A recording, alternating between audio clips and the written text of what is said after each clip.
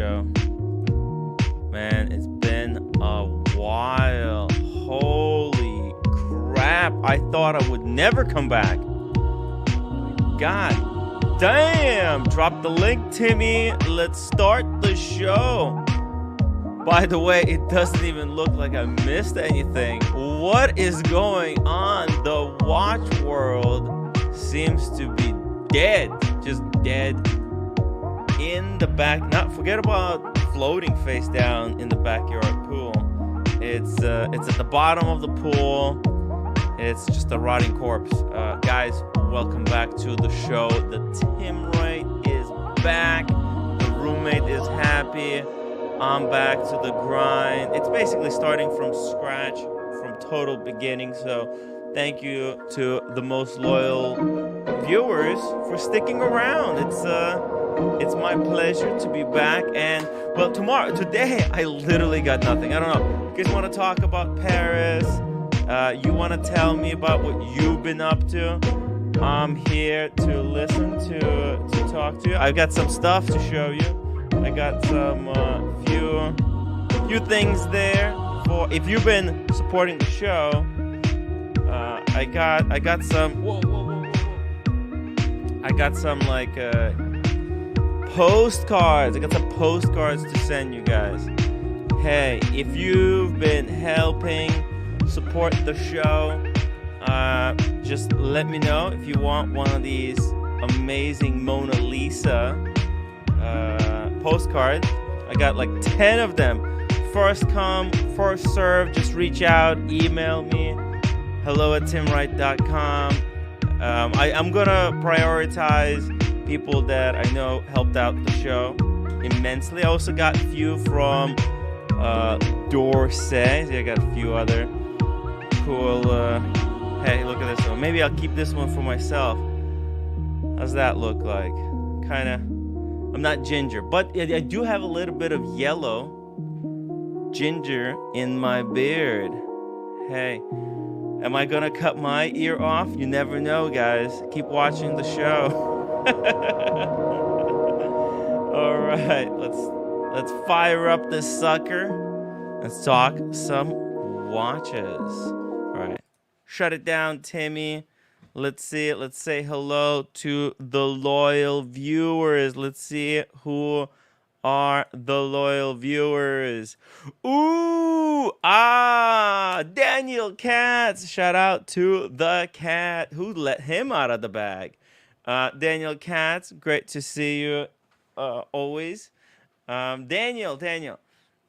I learned something from the Paris people. I now know how to do a stupid American impression. It's, oh my God, is that is that art? Is that an ancient church? Oh my God! There you go. That's the wow. This is like the best. There you go. That's the French impression of stupid Americans. Watch fan, thank you so much for the upvote. Dave F451, upvote number 2, guys. Let's try to get to 100 upvotes today. Dingo Dave at Dingo behind the wheel. Drive safe, my man. Ray, thank you for the love. The awesome pawn. Wow, look at this. The awesome pawn. Still around. Still chugging along. JDMTL, let's go. Timmy. Stephen Monash, thank you so much. New beginnings, batteries recharged. Well, I don't know about the batteries recharged. I just landed. I'm drained from the flight, from all the hustle and bustle. But tomorrow, I'm going to try to prepare a show. Maybe even get a guest on or something like that. JD, finally, the king is back. Yo, BW, I still have to edit that video. Maybe now that I'm back, I will, what's it called? I will finish the video, finish editing the vids, get back to the vids, Timmy, editing videos. It's a new path. We're going to carve a new path forward. While I was in Paris, I got also inspired a little bit. I came up with small idea. I'm gonna try to run it by some of the big wigs. We'll see how it goes. JMB, sorry, JMB. Always great to see you. Oh, hey, congratulations on 24 months. Time flies. It really does, right? It's just incredible. You blink and boom, 3 years have basically passed. JDMTL, hey, thank you so much for the 2 months. Welcome back home. It's good to be back. It was good to take some time, just for me and the roommate. I've been basically live streaming my entire life for like 3 years straight. So it was kind of cool to take a week off and not tell you guys what the heck it is that I'm doing, right? It was partly because, when I was doing that live stream in Paris, and people were like, "Oh, man, it's just all complaining about being poor and not being able to travel and whatever." And I thought, you know what? Fuck this. It is what it is. That's just how the travel for me is. It's tough, but I found a way to actually get out there and experience a little bit. And I should. And listen, guys, you don't have to be freaking loaded to travel. You can play a few credit card tricks, right?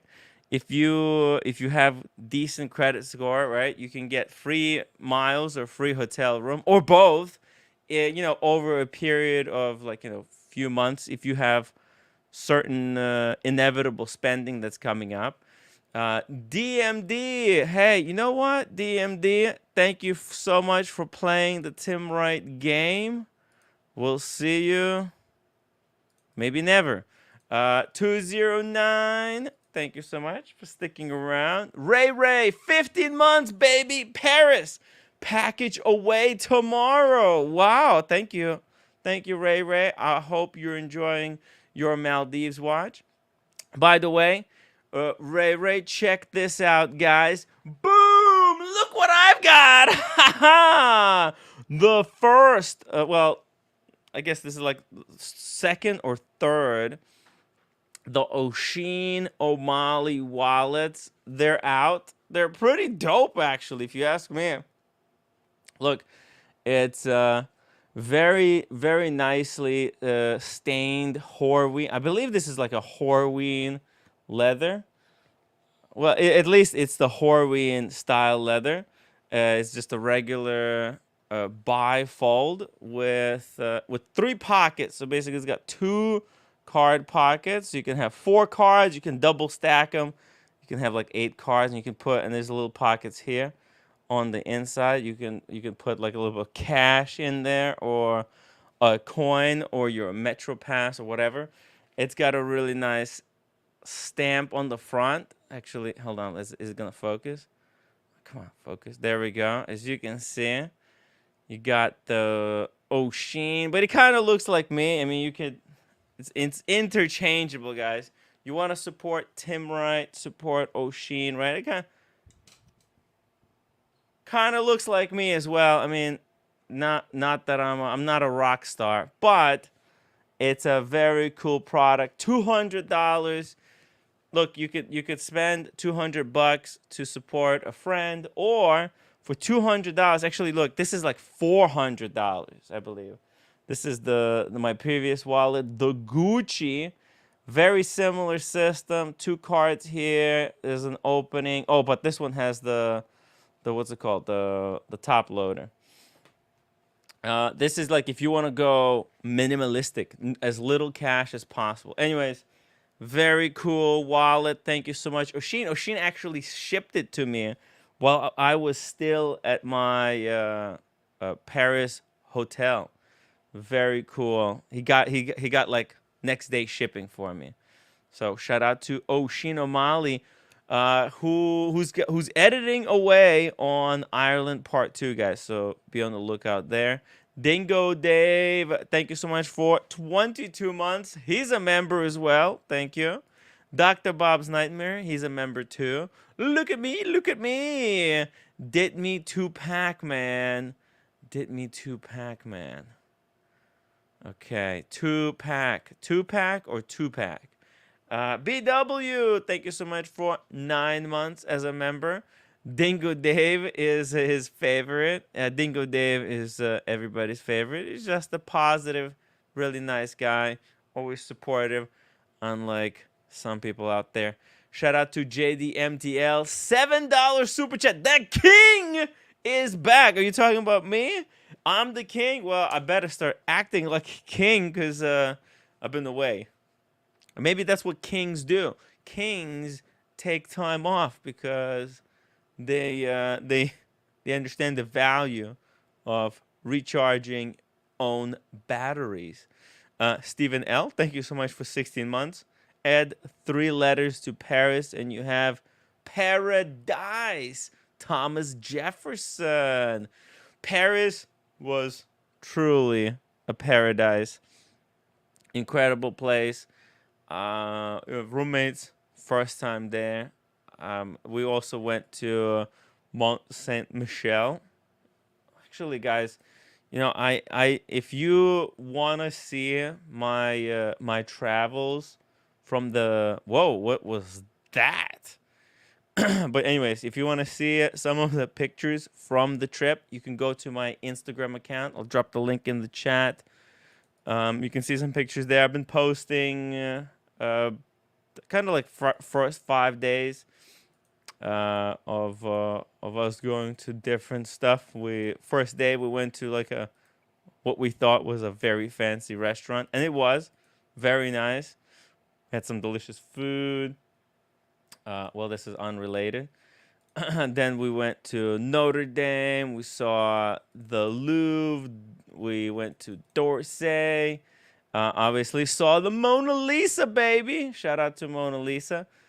Everybody there says it's smaller than they expected it would be. Anyways, had some nice... Mostly, by the way, guys, the best investment in Paris, the best money you can spend is on food. These guys know how to prepare delicious food. Whoa! JDMTL, another $7 super chat. Roommate is back. Hey, roommate, come say hello to JDMTL. Wave hello. Just be patient. The roommate is coming. She's still here. Oh, she got some food there. Hey, honey, how are you? Yeah, I'm good. You're good? Hey, JDMTL sent $7 to say hello. How was your trip, roommate? It was good. It was I good? Just kind of plastic. She got some kind of a flight sickness on the way back. Just when we were landing, that's when she got sick. Probably because she hasn't been eating, and it's just all that sleeping and less eating. Okay. Hey, and we got the awesome pawn. Awesome pawn. Welcome to the show. Hey Timmy, how was the trip, man? Fantastic. Sorry, JD, because I cannot do it. I'm not feeling good. I need time to rest. Go rest. Go rest, honey. The roommate is exhausted. Paris was insane, pawn. It was insane. Have you ever been to Paris? No, man, I haven't been to Paris. Now you're still young, right? You're the young guy. Yep. Do you want to go to Paris? I hope so in the future, definitely. Yeah, it's really nice. If you ever need some recommendations, I could definitely give you some advice on how Yes, to sir. structure, or maybe I'll yeah, you could go see some incredible art, incredible architecture, history, food, pawn. Yep. It's the food. I get it. I figured it out. You see it, the French, they're very smart. They know that food is really important, right? And they focused a lot on preserving kind of the way they make food, meaning fresh, okay? Not like in United States where there's a lot of preservatives are used to try and prolong the longevity of certain perishable, I don't know, food. You know what I Mm. mean? Yep. So yeah, But you got to keep Timmy, the food. but I still prefer my McDonald's, man. I will be honest with you. I try. You know what? I actually had McDonald's uh, in Paris once when we went to Mont Saint Michel. We were coming back. The train was like 11 o'clock when we arrived at the train station. We were starving, and we tried the McDonald's. You know what? It's actually not that great. Very different menu in Paris, and I think because McDonald's. I mean, I don't know why they can't use the produce in from Paris, but like the stuff they had was really bad. It's like basically focused on chicken nuggets. That's Mm. it. It's just McNuggets. But hey, I don't know. that's McDonald's for you, Timmy. Yeah, and you know what? I'm not a huge fan of those chicken nuggets because I've seen how they're made. That like they take all the leftovers of Timmy, like different. Yeah. that's blasphemy, man. You can't disrespect chicken nuggets. What the hell is wrong, man? Sorry. No, I mean, look, I like the four chicken nuggets for $1. It's a great deal. Dr. Bob's Nightmare, thank you so much for upgrading your membership, guys. If you want this show to succeed, now's the time to put your requests in. Let me know what you want me to focus on. Let me know in the chat what you want to see. Pawn, what did I miss? Has there been any breaking news in the wristwatch space Oh, that oh. rocked the world? So, Timmy, yesterday there was some pretty big stuff. So, Oh, do you want yeah? to talk drama? Drama? What kind of drama? Oh, you Uh, want the Tommy Robinson with Forpy? Not that one. The Oh, other not side, that. Fatso, Fatso. Oh, no, I'm like zero interest in that one. It's Timmy, but irrelevant. I mean, but Timmy, I won't go on to specific. I But did wouldn't you? even. I don't even want to entertain them. It's worthless. It's meaningless stuff. They're not doing anything of any sort of consequence whatsoever. At But least, listen. At least Forpy is ginning up racism, right? At least he's doing something big, right? For like not it's not good stuff, but at least he's doing something. Well, Fatso and those guys, it's a big circle jerk. nah, I but have Timmy, zero interest. Timmy, he was spewing hateful stuff. Fatso. Whatever. Okay, so he's following in the footsteps of Forpy. So okay, there you go. I mean, apple doesn't fall far from the tree. Maybe that's why they joined the alliance. Hmm. Whatever. So, but what about like important news? Is there anything important? So today, Timmy, Kevin O'Leary and Teddy Bulbasaur had a video, Oh shit. Okay, now that's what I'm talking about. and they were Uh, talking about micro brand shitters. oh fuck. Okay, that's I actually. You know what? That's a good video. Okay, let's tackle this. All right. Let's pull it up, Timmy. Oh shit. Okay, 8 watch brands pitch Kevin O'Leary and Teddy Baldassar. One winner takes it all. Hey, speaking of winners, Tim I don't G, know about welcome to the that. show. Awesome, Pon. How are you, my friend? Do- And Timmy, I'm glad you took a self-care break. So that's all good. Yep, Okay. doing good, Tim G. How are you? All right, good. Yeah, this was actually a pretty good video. This came out today. I thought it was pretty entertaining. Let's just put it that way. Oh yeah? Absolutely. But other things new in the house. JLC came out with a bunch of new watches for Polaris for their Yep. Polaris line. Yeah, I saw the news. But Tim G, have you heard the news? No, I didn't hear anything So, else. so What G, else did I miss? so GLC has reduced their retail prices in Europe.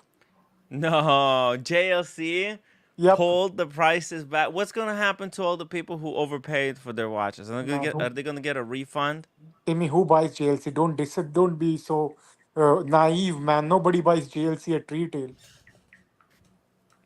There's some people who do. Like there's like there's people, right, who just they don't know better, right? They're just like sheep. They walk in and they get their head cut off because they're being shown. Like let's say you don't know anything about watches, pawn, right? And if you just walk into a Baccarat and a Reverso catches your eye and you fucking don't know anything about watches, about prices, how much anything is worth, and they tell you, oh, this is iconic, first sports watch, reversible.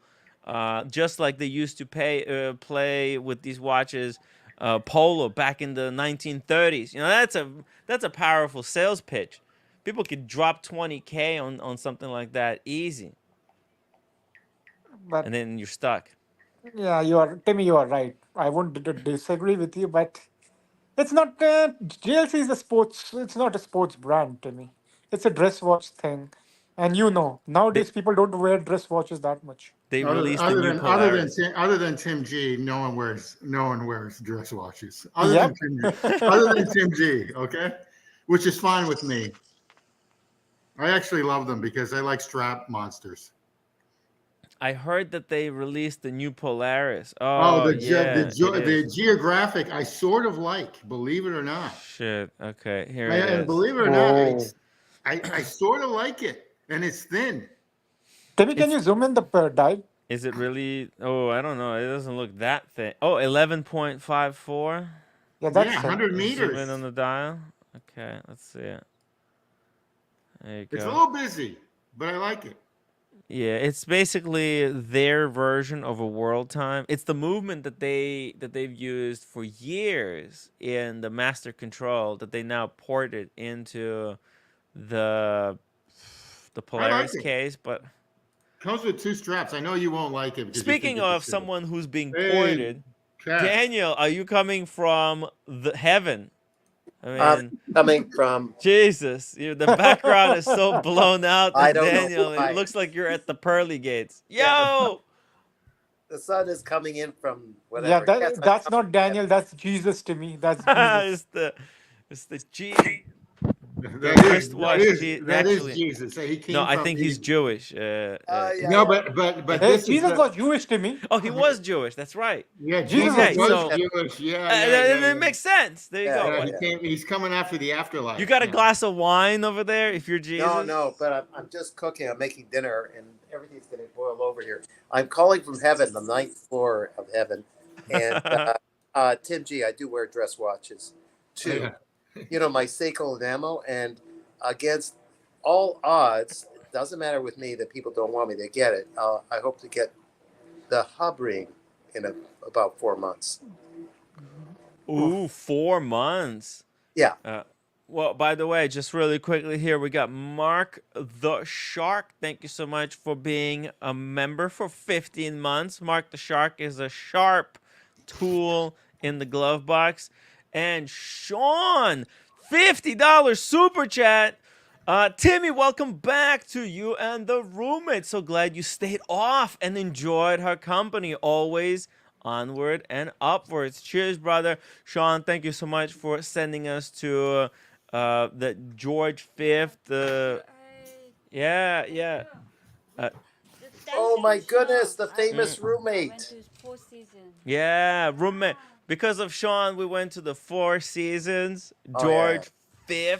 We had like a cocktail there and 2 desserts, ice cream and cake. The roommate, and there was live music, piano playing. Yeah, It that's was nice. That Four Seasons is really nice. Woo, it was amazing. Great location.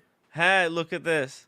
I even I took some tissues That's from the Four Seasons because they're so high quality, man. Oh, I okay. thought they were reusable. I thought they're like towels. Now, you're not gonna be arrested for stealing a few tissues, are you? No, believe it or not, I stole the soap dish from the men's Yeah. bathroom there. Okay. Tim good G, quality. my dad, bless him, used to always take the soap dish with the soap when he was in Vegas or wherever he was. Every time- I took the soap dish at the Ritz, so I don't. I mean, at the Four Seasons, so it's all good. Yeah. Oh my God! The Four Seasons, such an incredible place, and that whole area. We actually spent a lot of time because the roommate went a little bit shopping, and she went to Goya, she went to Hermes, Dior, Chanel. Yeah, but did she get And any? Me. she she got something for my mom, Right. and then she got a whole bunch of stuff for her.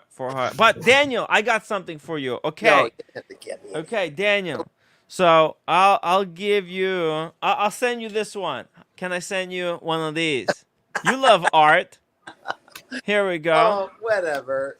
It'll be. Here we go. All right. I'll address one to you. How's that? Okay. I'll put Didn't it. Daniel used to date Mona Lisa back in the 14th century? I'll put it next to my paintings that are down here somewhere. Yeah, just put it there. Or if you want, I can send you this bookmark. Oh wait! Whoa! Wait! Yeah. I like the bookmark. It's a. They'll go with Italy because I'm going to Italy, right? Yes. I'm going to be peacocking in Italy, then the yoga retreat, and I'll be reading a book with that bookmark. That would be impressive, Yeah. So I'll send you this bookmark. How's that? I downloaded an app. Was it Adobe or Domo or where it's called? The Lingo app. Oh, Duolingo. Yeah, Duolingo, so I can learn to swear at people in Italy. It'll be good, Nice. And I'll finish with por favor. Por favor. Por favor. Speaking of legends, Red Shovel, £5 super chat. Welcome back. The Paris trip looked amazing. You deserve a break. Back to the grind now. Yeah, it looks like I came back to all hell breaking loose last night. Big news.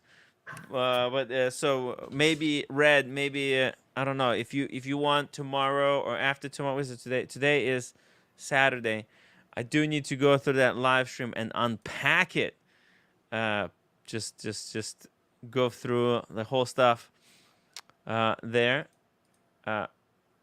By the way, so what are any final thoughts on this JLC? I sort of like it. They give you two straps. They give you a rubber and like a sailcloth.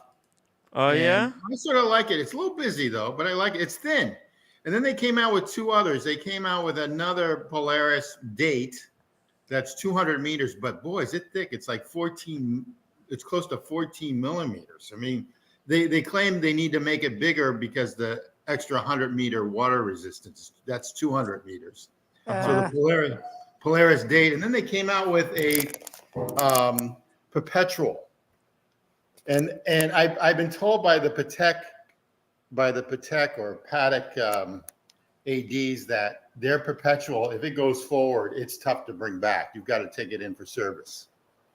That's what I've been told. They're like the hardest perpetual to bring it back. So pretty much you have to bring everything. But it looks pretty good. I mean, I think they're doing an okay job. And now I sort of get why they raised their prices because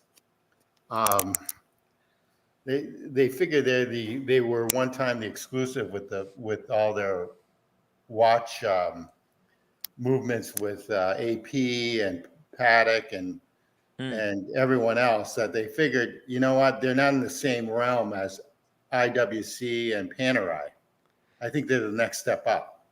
You could disagree with that, but that's what their thinking is. I've been told all this like in the last 5 or 6 days by various people. So anyway, that's all I got. That's all I know. Okay. Timmy, can you show us the case back? Yeah, the case back is identical, I guess, as. Don't you think the movement looks small to the case back, guys? Yeah, well, that's the big beef with all the Polarises is that their movement is too small for their case. Mm-hmm. So I mean, this is 42 millimeter. They probably could drop this down to 40. Maybe they might be too busy for this watch, but the other one they probably could do. Yeah, because the issue with JLC is that the movement is always too small for the case backs. Yeah, that's exactly correct. That's exactly correct. Um, So that's one of the biggest beefs that people have. I sort of like their chrono though. People don't like me for saying that, but I sort of like their chrono. So anyway, whatever. What do they it's want for back to this? They want piece. like they're like in 13s, something like that. 16. Whoa, whoa. Okay. Jesus. Yeah, they're What the not afraid to fuck? ask. This piece Jesus. around for years. There's different iterations. I was never in love with the piece. It obviously is successful. Uh, it's been around for years. So I think this is the first time they're putting the geographic kind of movement. This is their version of the world time complication, I guess. It's a little bit clumsy. I'm not a fan of it, to be honest. It's It's kind a of little bit too. The dial's a little bit too busy, especially with the power gauge. yeah, the Yeah, power power. indicator. Yeah, power indicator. It's a little bit too much. However, it's simple because, like, if you do want Paris, you just flip it to Paris, and it gives you the time on the bottom. It is simple. Just like my. Yeah, Mm, Can you guys? yeah, it's very. it's a tough sell, guys. It's a tough sell. Can you hear me? Can you hear me? Yes, Yes. Daniel. Yes, Yep. Oh, Daniel. Yes, that's it. Daniel. That's Go. fine. I'm not complaining. I just want to check. Okay. Yeah, this is man, the quality. It's only I love the quality of the dial, like the finishing of everything. I just don't like. I don't like this complication. Right. Well, I tend to agree with you on all the above. You know, Their lacquer dials are their new lacquer dials. I think yeah. they're absolutely gorgeous. I mean, look at that dial. It is gorgeous. The fume, right? But the movement is so ugly. Mm. Just the way this is like, it's so tiny. Like, okay, so we got a local time here, and then what is this? Like a I think secondary time zone? that's a GMT. I think. Yeah, it's wonky. And the reason it's wonky is because Patek has done it so much better. Like Patek has nailed a world time complication. This is more of a dual zone, like twin time. To me, that's a bad comparison. You can't compare GLC to a Patek. Yeah, okay, but I mean, what JLC couldn't have done this in some kind of a better way? It No, just seems to be really no, I agree with you on that point, Timmy. lame. And you know what? What else? Like Lange actually copied JLC and made their GMT Lange 1 in a similar fashion. So Humble Pine did pick up a Polaris. Oh. I actually like them, believe it or not, as like a weekend beater. I actually like them. I mean, because I like the rubber strap and I do like the deployant. And it's just a different take on. It's not a copy of anything other than themselves. So like unfortunately, I do like the Piaget Polo a lot, but it just looks too much like an Aquanaut or a Nautilus. Holy shit. Whoa. Oh Show us my the pic, god. Timmy. Show us the Humble picture. Pine picked up a Polaris. There you Luckily it's not this one. It's not the dual time. Sorry, it's not this geographic one. Let's see it. Let's see. You guys want to take a guess which one he Yeah, picked it's up? probably the Chrono. Yeah, it is the Chrono. Yeah, That's I would. right. That's the one I would pick. I mean, I would go there and pick that myself. Matter of fact, I like the boutique in Hudson Yards.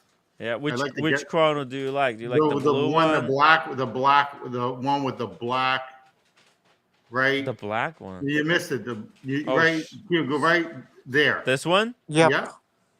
Hey, check this out. Bam, that's the one he got. Oh. Yeah, that's Holy the one I would fuck. pick. That's the one I would pick. That's hands Wow. down nice. Yeah, that's a good looking dial. Yep. Yeah, that dial. That's why I said like the dials on JLC are insane. Like the quality of the dials have gone up so much.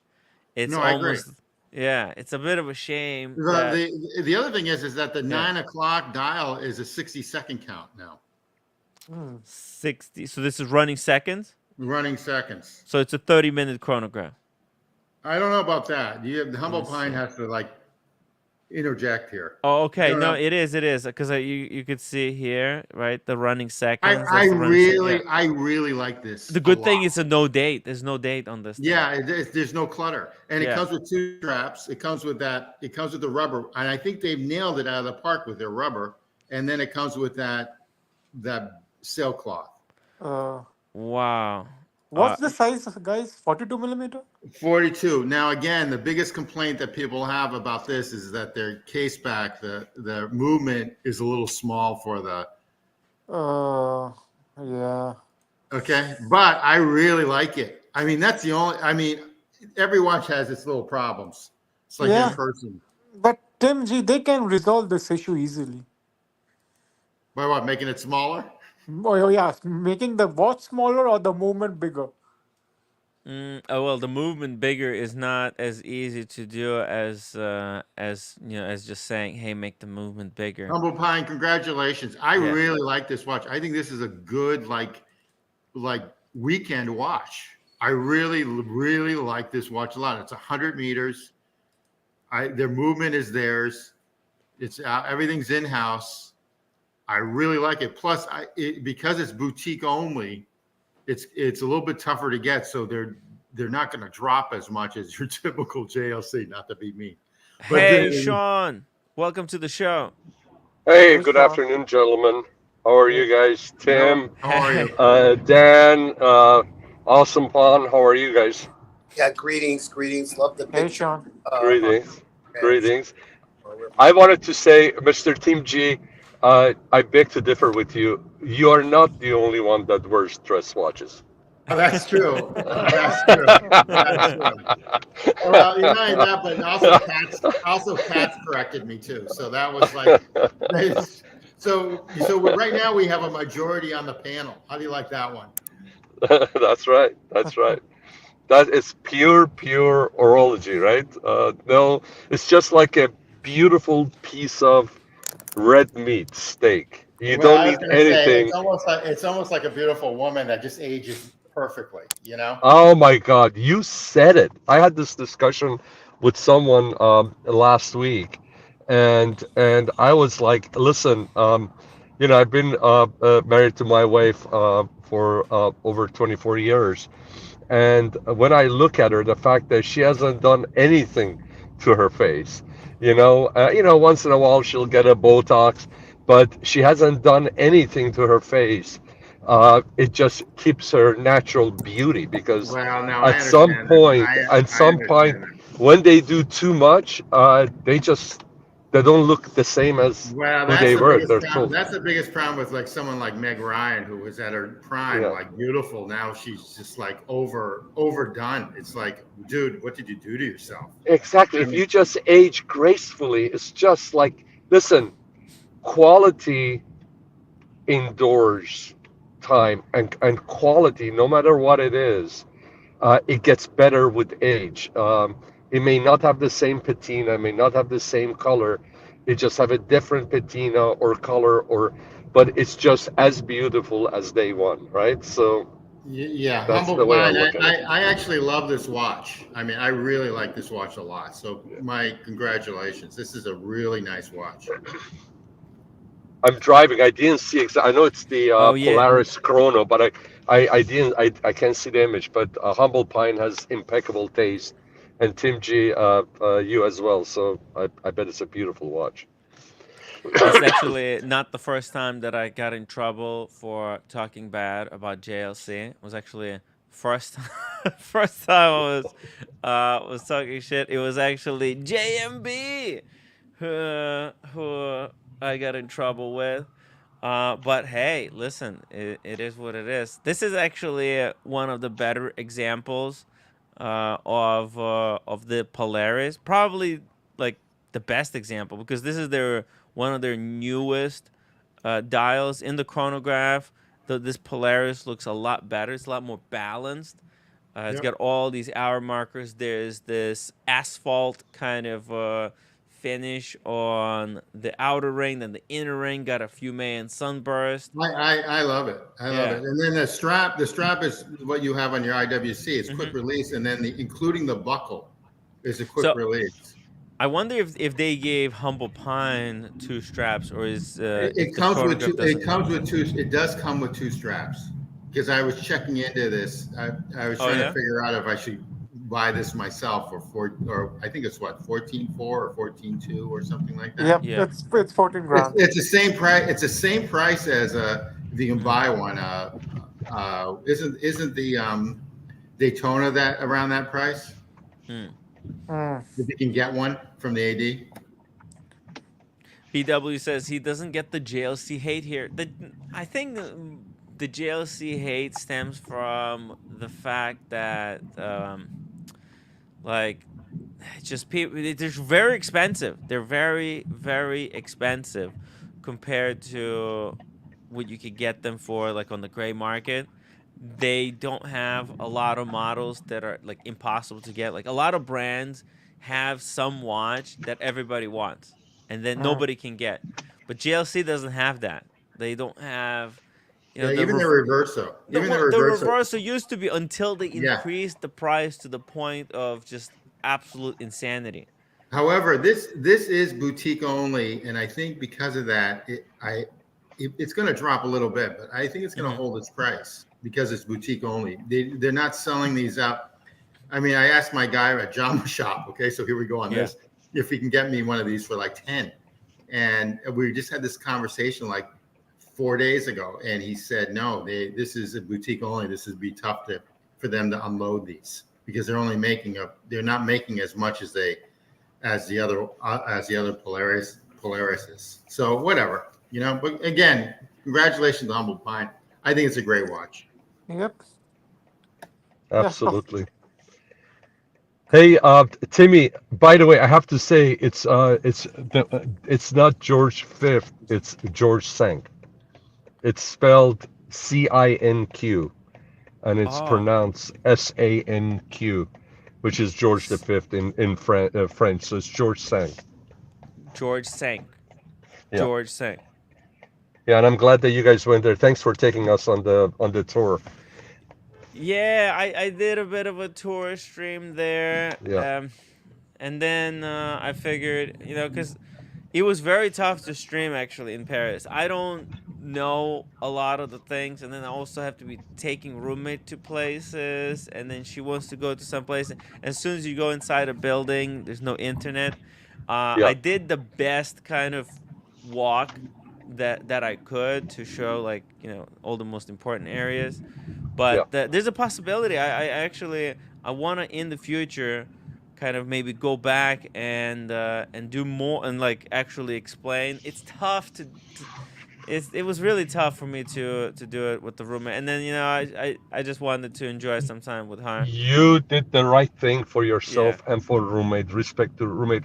I mean, how often do you go on a trip? And when you want to go on a trip, you don't want to be you don't want to, because she wanted you to be with you. She didn't want to be with you and 100 other people and not have your attention. Absolutely. It's all about you giving her due attention. I second the motion. Yeah. It was good. It was really good time, and then I was able to give her my attention because I was with her. I was able to, because there were some, there's some kind of experiences where she got really upset. We went to Hermes, and they really pissed her off over there. It was tough. Which Hermes did you go to? It was actually the one next to George V. That one. I mean, George, that's the original place. Yeah, I mean, I was fine. I was having a lot of fun, but they didn't have the stuff that she wanted, and she's so specific. Do you know which one is my favorite Hermes to go to? The one that's on Saint Honoré. It's on the where it's by the first. It's on the older part of the town. What happened is in the 1800s, Haussmann under Napoleon III, they basically remapped Paris. Paris Wow. wasn't the way it is. Paris Uh-huh. was narrow streets, just like any other old ancient city that you go to. And they had a vision that they wanted to make Paris have wider streets and newer buildings. And the Paris that we know as now, which the Haussmann structures, the residential buildings you see, it came in the 1800s. And where you were, which was on the 8th district, bordering 16th district. That's one of the higher end areas of the Paris. You have the traditional, beautiful, picturesque Haussmann style structures, where on the you have the beautiful beautiful entry doors. The second and third floors, you have the French balcony, like French door, the balcony, but high ceilings. As it rises, the third or the fourth floor or fifth floor, depending, the roofs get shorter, the windows get smaller, and because in the old days there was an elevator, actually the lower the floor, the more the richer people lived on their lower floors, and actually the servants lived on the top floor, unlike now, because now we have elevators. And also in the old days, back then they didn't have any air conditioning, so the higher you went, the warmer the rooms were. So it was not that pleasant during the summertime if you were on the top floor. So that's where the servants were, or if it was an apartment, but if they were renting, it was a lower priced apartment. And the reason that Hermes got very lucky. Hermes actually got his training in Germany, and he moved to Paris. And by the time he moved to Paris, these beautiful boulevards like Champs-Élysées, where now you could have the affluent people could have their fancy carriages, horse-drawn carriages, and then or they would be riding on their horses. Now they needed something to be over the top to show their affluency. So they had these beautiful saddles made, and nobody did it better than Hermes. So that's why Hermes. So it was perfect timing for him and for the trade that he had picked up. So in rather short period of time, Hermes became the guy to go to for saddles and luxury, leather goods that have to do with horses and carriage and so forth. And obviously, as I said, that area is where you had the wider streets where these carriages used to go. And that's why Hermes, the original Hermes shop, was there, and not in the older part of the town where the first and the second district are, by Place Vendôme, that area. Because Place Vendôme, where you have the Ritz, you have Patek, you have you have all the really amazing stores. Those streets around there are rather narrow, but where you were, which was the George Sand Four Seasons, was there. And I don't know if you went to the Bulgari hotel that's around the corner. That's where and Champs-Élysées was right there. So that's why Hermes' shop was in the corner over there, because that's where the customers were. That's where the customers resided. So that's how Hermes became Hermes. Wow, that's incredible. Tour guide, educator, now, Renaissance man, perhaps. Yeah. Now I understand why they have these kind of streets that come in. So this was for the carriages to come in and kind of park in front of these locations. Exactly. And then they, I mean, it's amazing when you go. That's why when you're going down some streets, all of a sudden, the street seems like it's blocked by this cathedral. Well, they did knock down a lot of buildings and so forth. But obviously, if there were some cathedrals, they wouldn't do that. So they would go around. The street would go around the cathedral. But the street, the way he designed that city from And again, if you first time you go, you're like, okay, how is this? How this doesn't make sense? There's so many streets crossing each other. Yes. But if you look at it from the top, and you see Yeah. how everything just spreads, it absolutely makes sense. And they did all of that. I mean, they were moving people. They were knocking down. They were knocking down buildings. They Wow. built a city while the residents of the city were still there. And you're talking the 1800s and 19th century you're talking about, where you didn't have equipment that we have now. And it was monumental. It was very taxing. It was on the builders financially and everything, physically. But they did an amazing job.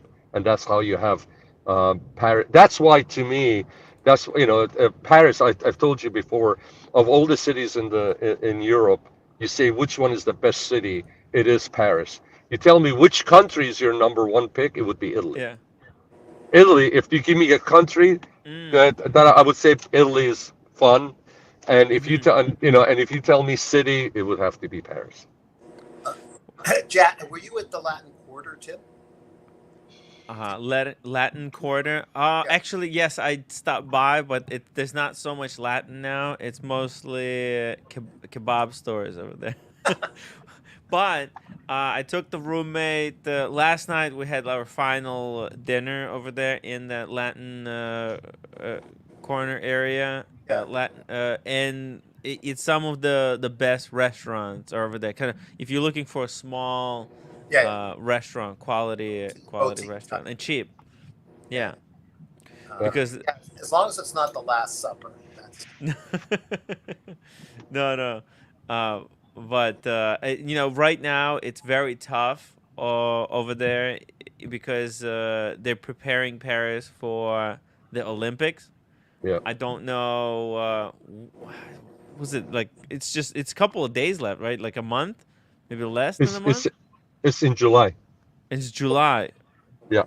Okay, and we're now in the end of. Okay, so they got a month left. Okay.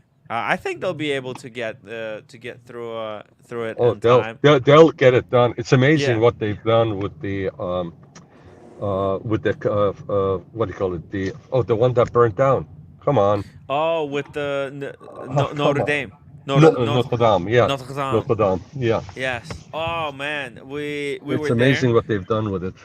And how they basically to rebuild the roof. So it's going to be a full oak roof again, and they're sourcing basically a tree from every single part of France. Yeah. They're probably some of the best architects on the planet working on that. Yeah, this is really a national pride for them. I mean, this is something that they're putting everything into it. It's and they're trying to do it justice, do it right. Yeah. And wasn't the Eiffel Tower like a symbol of like the World's Fair or something like that way back when? Yeah. It was, and also by the way, the d'Orsay museum that you went to, that used to be also part of the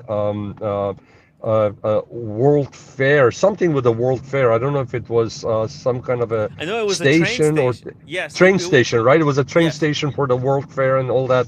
And after that, they turned it into this amazing museum. Oh, I didn't realize that it was for the World Fair. That was my understanding, but it was a train station, but that they had, and afterwards they turned it into a museum. Okay. Just to address the Olympics, almost every country that's hosting the Olympics, it's always this crazy, almost made it to the deadline. It always happens that way somehow. Yeah. The race to the finish line. Yeah. I tell you, I look forward to the Olympics this year. I just want to see what they're gonna do with it, because with the French, they're so stylistic. They're so, everything is beautiful. They try to do it to an nth degree. It would be really amazing to see what they're gonna do with it. And I mean, especially the locations that they chose certain events to take place, it's gonna be with like very picturesque backgrounds. Right. It's gonna be not so only that, but beautiful. it helps the infrastructure of the city. I remember back in the '80s, Sean, when I was in LA and Brentwood, hanging out with my Yep.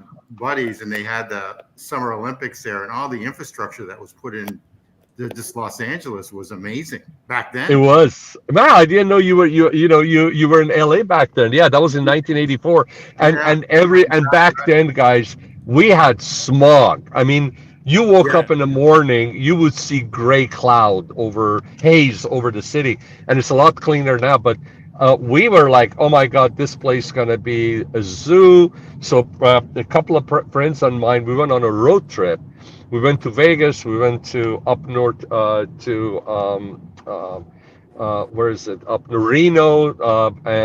And while we were away, we were in college back then. We took the time off, summertime, so we were on a road trip. And then when we came back, we heard traffic was so light. Everybody stayed off the freeway or left town, Yeah, and the it was traffic was very minimal. yeah. I was there for about a year. I had a buddy that lived in Santa Monica and Yeah. grew up there, and then basically he moved to an apartment in Brentwood. He was Yeah. a lifeguard on Santa Monica's beach, and I never knew it was that much of a profession. Oh my Yeah.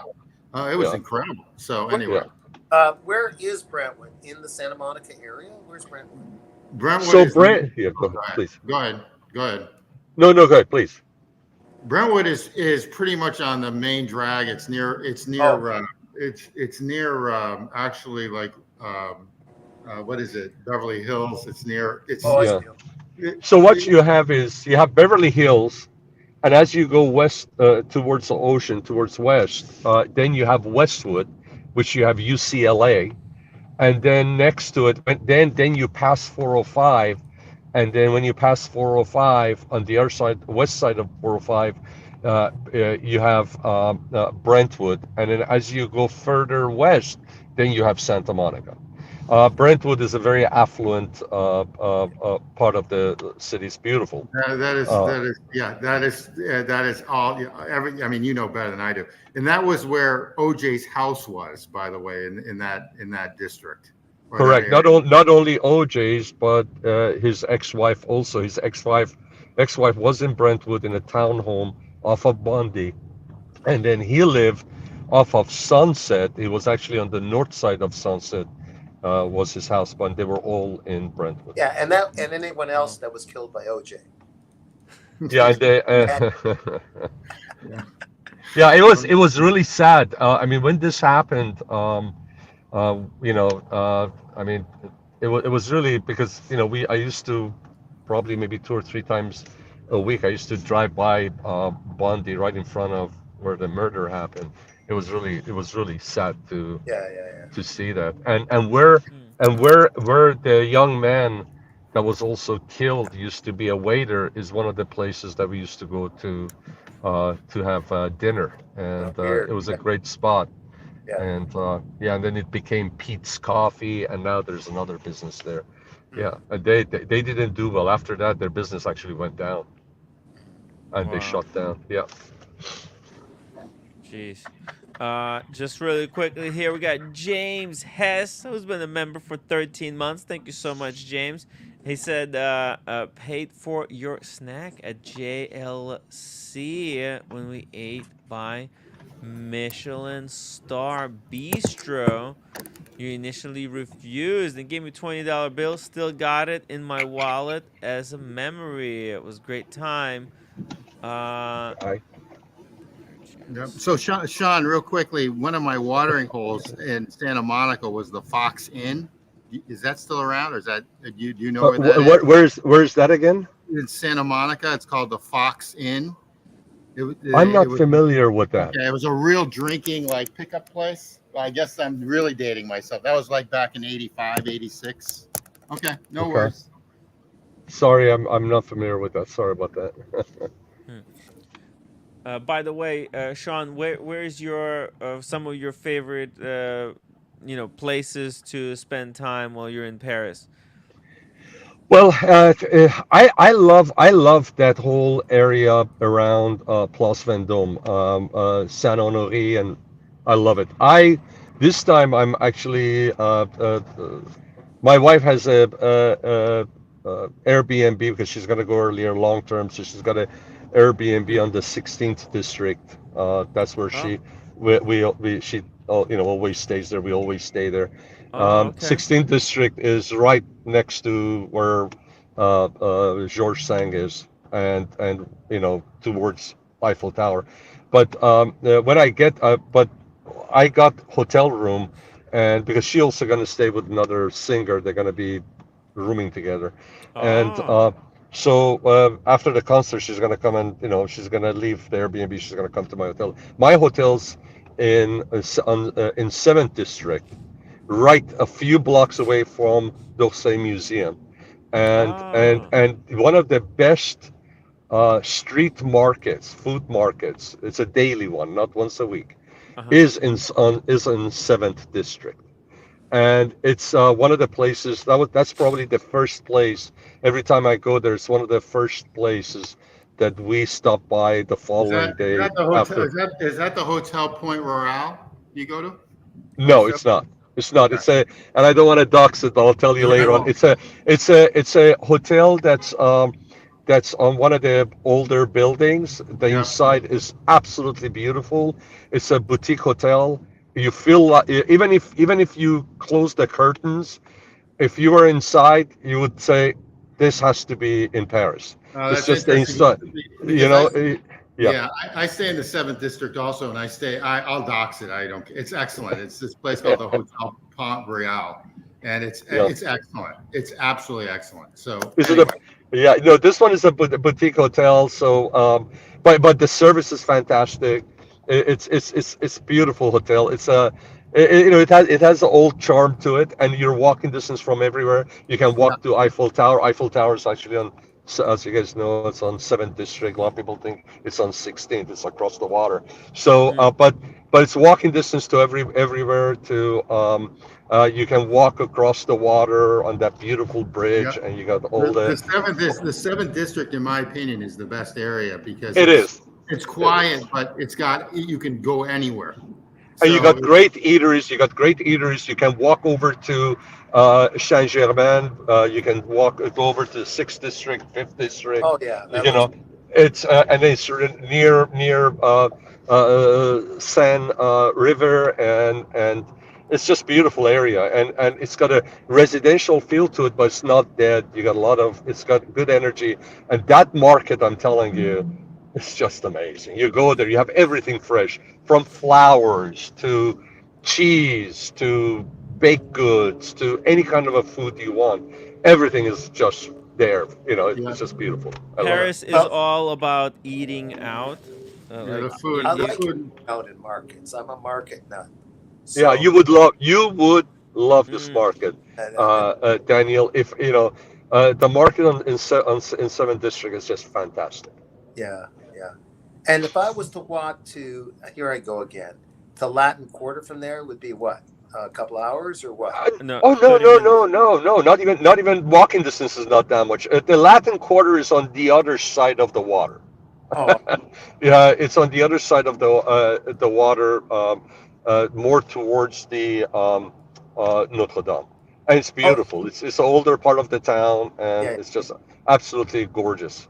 Well, I'll talk to you later if I go to Paris. That's nice to Yeah, know this, yeah, and visit that museum, whatever it is there.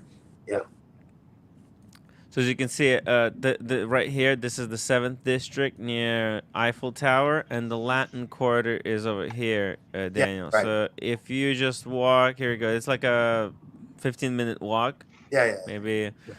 This is where we ended our night yesterday at. yeah. Here at the Latin Quarter. There's a lot of great little restaurant here. Very Beautiful restaurants. Yeah, affordable. yeah. Yeah. And there's a great vibe to it. Uh-huh.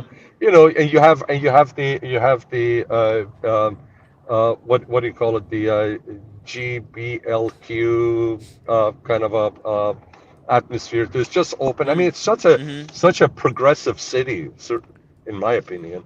It's Yes. just everybody from any walks of life is comfortable there. Nobody would give them look at them sideways or anything like that.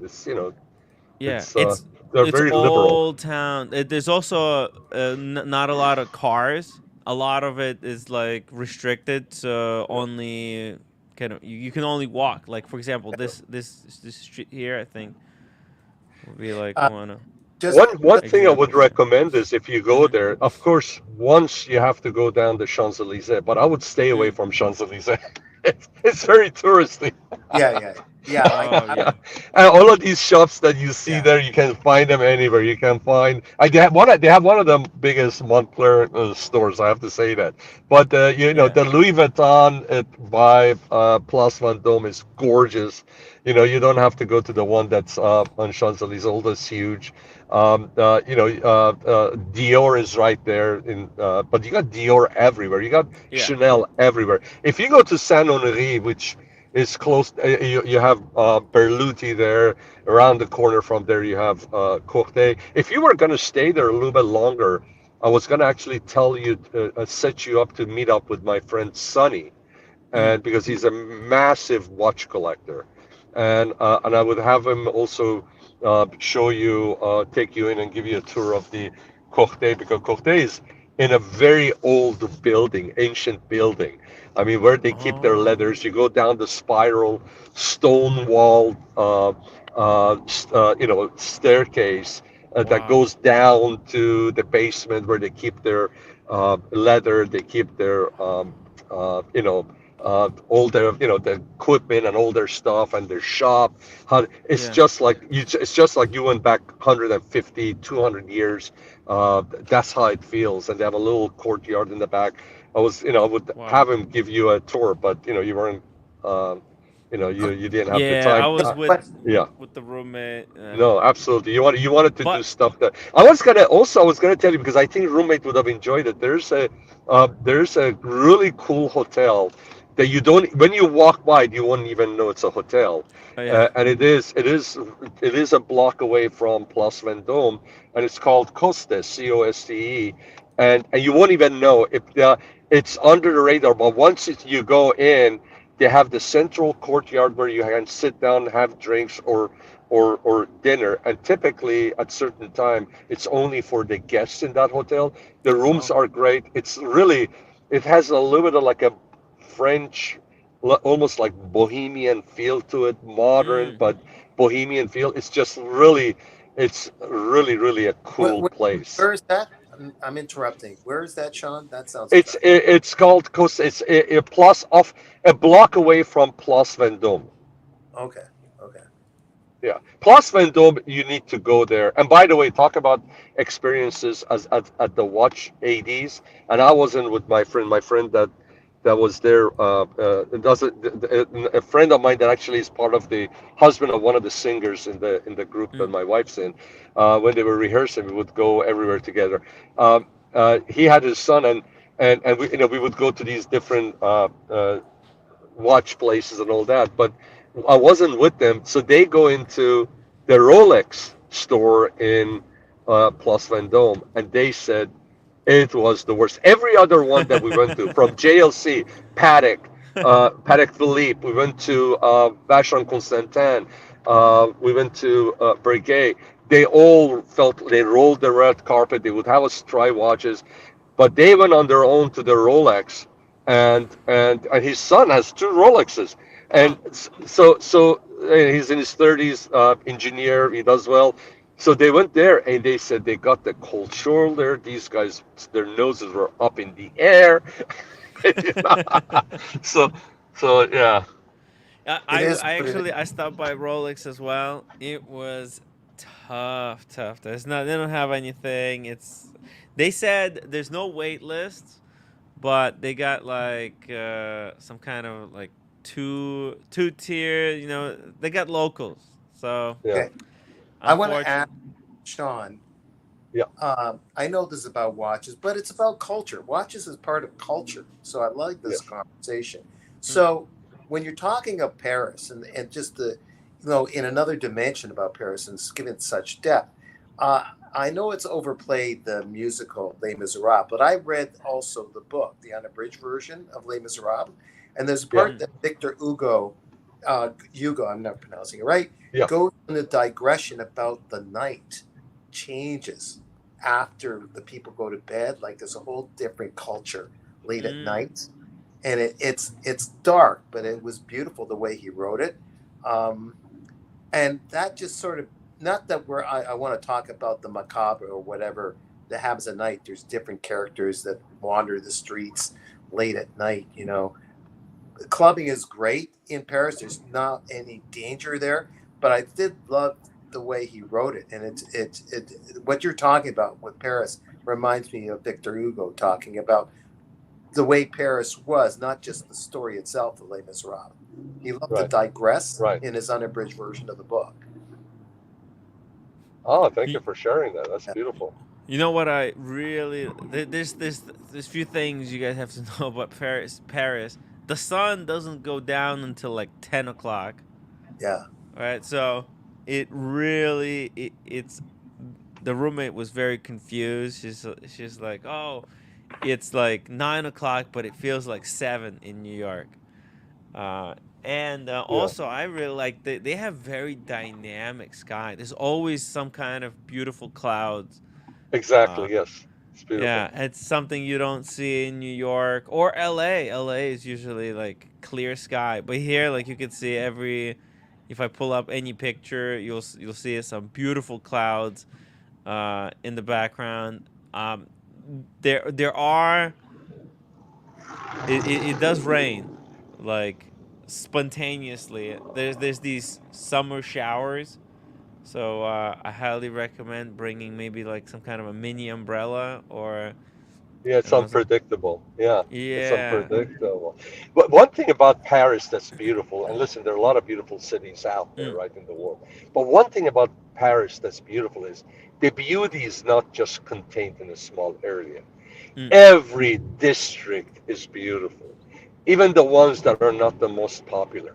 And the beauty is everywhere. It's such a romantic city. I always say it, even when you take a look at their metro sign, where you go down, and the iron, for the handrails, mm. everything seems like they'd stop, they took their time, took a deep breath, designed something beautiful, and put it there. And Yeah. everything that's there seems like when they made it so it would last forever. And it's just beautiful. And even the areas that are not as clean or not as plush, let me say it that way, there's still beauty everywhere. And that's what I like. It's not like you're going from one area to another. It's just a small area that's beautiful. And when you Hmm. go out, of course, when you go to suburbs, when you go outside Oh. the 20 districts, it looks like any other city. But when you're in the heart of city, the Paris that we know it is just absolutely beautiful. And that's the beauty of Paris for me. It's not just a Hmm. few blocks. It's just layers and layers of beautiful city. Yeah, it's not like they don't have generic. They don't. There's no room for anything generic. Yeah, Like if there's a But if let me it's ask you this. yeah. It's not really a complaint at all, but it's a dilemma that, like New York City and Manhattan, to rent, let's say, renting, because it's the center of the world, the business district in Manhattan, New York, Tim, you would know this. Maybe it's $14,000, $12,000 a month in some apartments if you're not owning the condo. It's God knows how many million for apartment. Like I'm talking about prime area in Manhattan. So also the same in Paris, I guess. And so unless you're like in banking or whatever it is, to live within those districts, as you say, Sean, Hmm. uh, yeah. most people, like little squirts like me, would probably have to live way out in the Thornhill version, in the way out in where Coney Island version of Paris, sort of thing. Yeah, there is a YouTube channel called Jay Swanson, Hmm. and Jay Swanson does a daily videos. He's Hmm. an American that I think he finally got his French citizenship, um, Wow. and he does, and his videos are 7 8 minutes long, and it's interesting. And he actually, what he did was, in some of the videos, he actually did a video each of different apartment, and he has a very small apartment, but he did a video of a friend that has a little bit better, more bigger apartment, and and a couple that had a really nice apartment, and he talks about where it's at, how much they pay per month. You can, I mean, Paris is not cheap, right? No, And no. as far as buying, because we looked into it, it's not, you can buy, it's not like out of, it's outrageous where, everything is 4 million euros. No, you can No. still find apartments that could be under 1 million euros in a nice neighborhoods, really nice neighborhoods. I mean, when we were looking at it, Passy, which is part of the 16th district, a little bit like a 15-minute walk from or 10-minute walk from Eiffel Tower. Uh, it's they had condos for less than 600,000 euros, but it's the tax that's high. And also but as far as the people that live in France, live in Paris, their income level, unless you, as you stated, you're a high level professional, their income level will not allow them, because if you'll be surprised when you ride in the Ubers and stuff, and you talk to these guys, a regular guy, they'll say, hey, living in the central Paris is not doable. But the beauty is, I mean, these people live 15 minutes away with metro, but their metro system is so good and efficient. Yes. And here we go. These guys don't need cars Right. unless they want to go into the Provence, Hey, they want to go into There- the that's a countryside. big- That's a big And, company. and the food, good food is not expensive. Right. So they actually have a very high level of quality of life.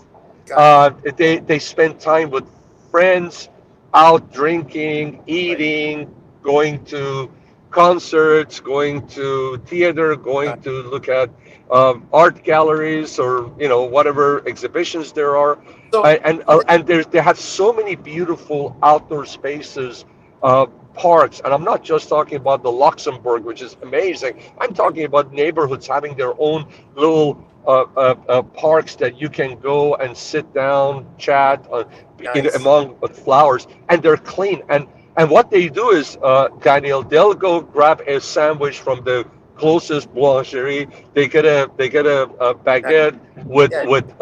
with butter and cheese and maybe jambon, or what if you don't eat Jamon. jambon, something else, and they'll take it, comes in the paper wrap, and as they walk, they just take a bite of this mini baguette sandwich. And life is simpler, but the quality is really high. And that's why, by the way, anytime that there's any change as far as their welfare, as far as their insurance, medical, or as far as their retirement, these people, they go out on the street because they have such a good quality of life that they don't want it to become like the rest of the Western world, Yeah. where you have to work your ass off. You have to live to work. These guys work and live. And work to live.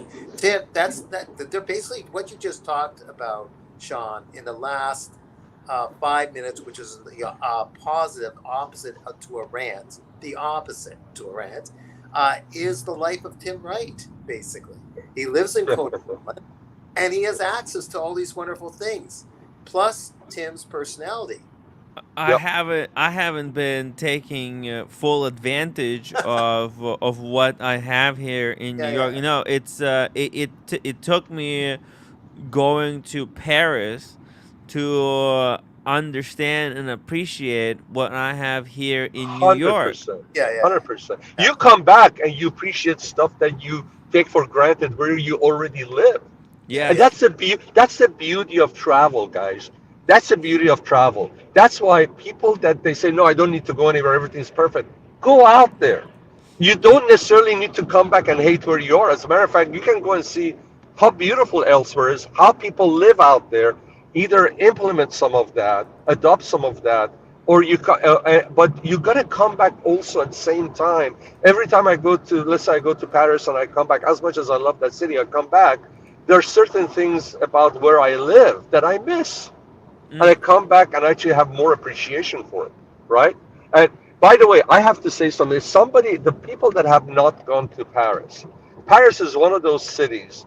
Depending on what time you go, when you go, and which route you take to go to where you're staying, you either gonna love it or you're gonna be like underwhelmed. Because you're gonna go through some not so scenic routes to get to your hotel or where you're staying in Paris. Allow Paris to show itself to you, and don't make a judgment. You either right away gonna love it, or you're gonna be a little bit disappointed. This is what everybody's talking about. Listen, give it time. Paris will win you over if it doesn't do on the first sight. Yes, exactly. Sean is exactly right, because the first time, and I would highly recommend spending, like, actually taking some time to sit down and just enjoy the views. Sit down at one of the at the restaurant, or a brasserie. What do they call it? Like a brasserie. Yeah. Brasserie. Yeah. What is that? A bakery cafe place or what? No, it's like a local eatery, like a local eater, local. It's like it's like, I guess with Italian, it's like a trattoria for Italians. Yeah, it's local. Yeah. Nice. Yeah, it It's a nice restaurant. Nice. Restaurant. Yeah. Looks like this, right? On the outside, people will be sitting on like these High tables. quality of food. Yeah. High quality. High quality and cheap. The brasserie is cheap compared to the restaurant. Like restaurant, if you go to restaurant, you're paying full prices. But if you go to brasserie, you're paying kind of half prices. And if you go to local boulangeries, you don't go. You stay off of like Angelina's or Carrette, which are fantastic. But if you stay off of those, because they're very touristy, right? They're famous. They've been. But if you go to the local bakeries, listen. We were last year. We were in the 16th district. We were half a block away from Victor Hugo Circle there, right? Which is beautiful. It's like 7-minute walk to Eiffel Tower, right? Yeah. It's the local, the neighborhood bakery, fantastic bakery. You go there. I got 2 croissants, 1 a baguette, and 2 large coffees, 12 euros. Boom. And quality was I actually love their croissant better than Angelina. How do you like that? Tim, by the way, that beautiful pastry that you showed earlier, it looked like a round pastry. Macaroon. Oh man! The macaron. If you have any left, can you send it to me? That's one of the things we didn't try when we were there. They actually have the first place that invented the macaroons, and it's actually it's not far from the Four Seasons where Sean sent us. I just love the presentation here. It's simple and clean and nice. Right.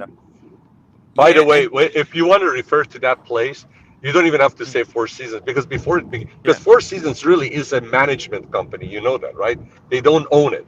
Four Seasons is management company, because we actually spent about 12 years ago as part of this management training that we saw. We went to a lot of businesses, and one of them was Four Seasons, and we spent 1 week with Four Seasons. Four Seasons is not the owner. They are a management company that takes over. They do a great job. So George, if you say George, so before Four Seasons, it's always been, and it will always be, George Cinq. So if you say George Cinq, then everybody would know where it is. That's where the royalties, that's where Shah of Iran used to stay. That's where all the royalties used to.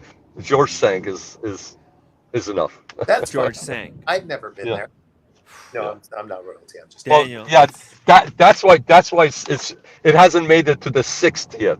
When Oh, you go there, it will go one notch up.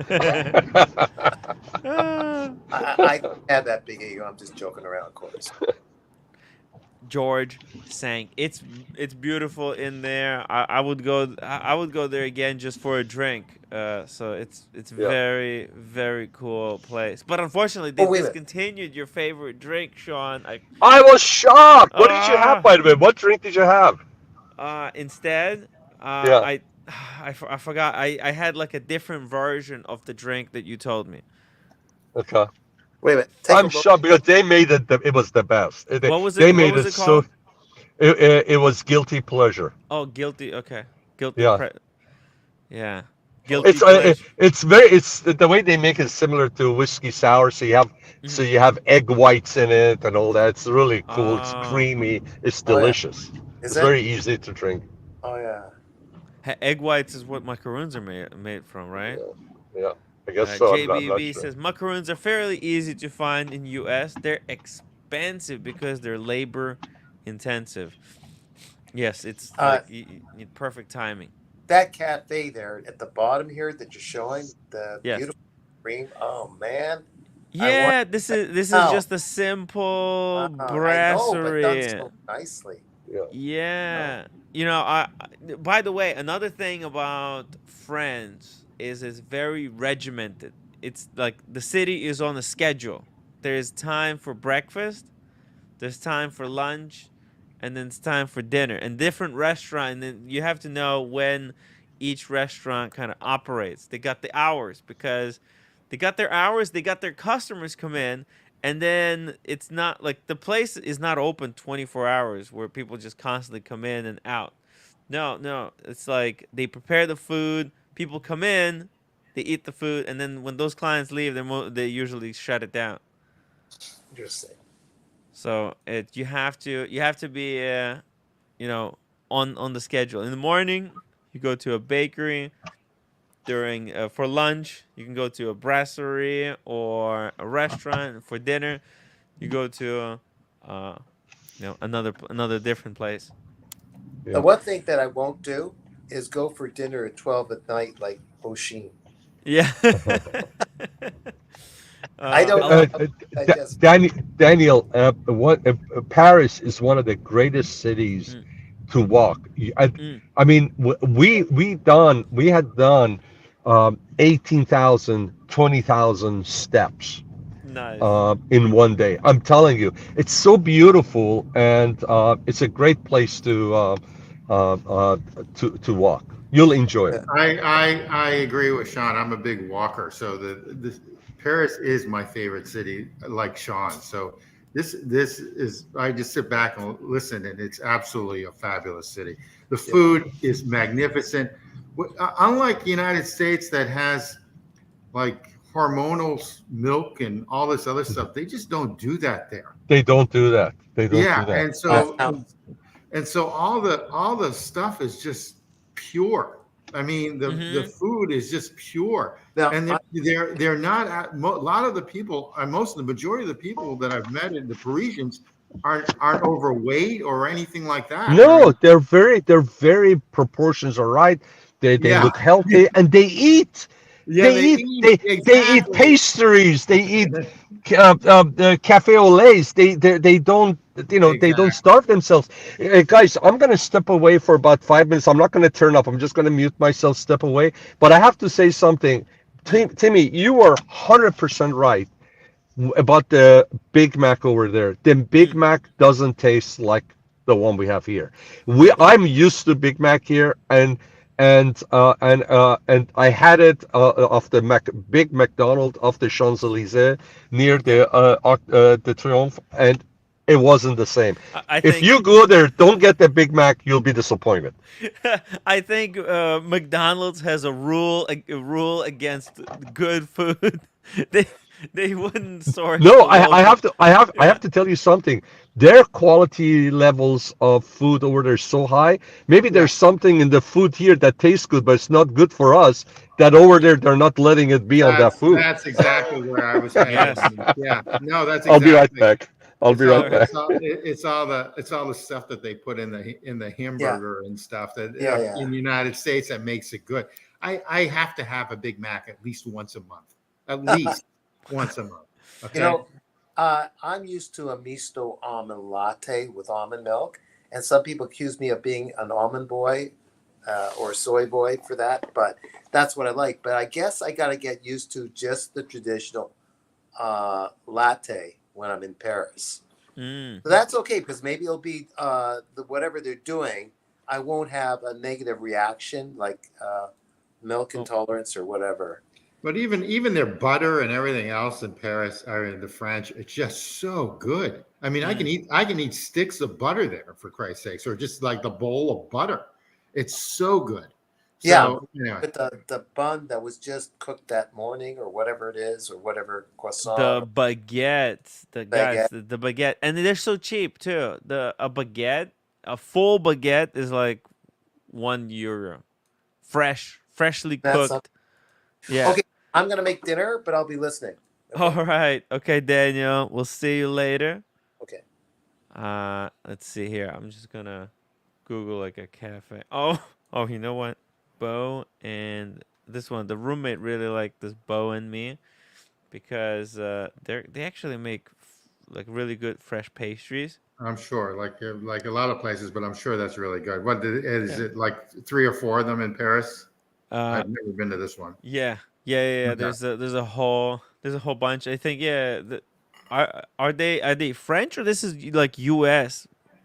I don't know. If you Google it, we'll find out. I think the roommate said it was like U.S., but There might be one in New York City.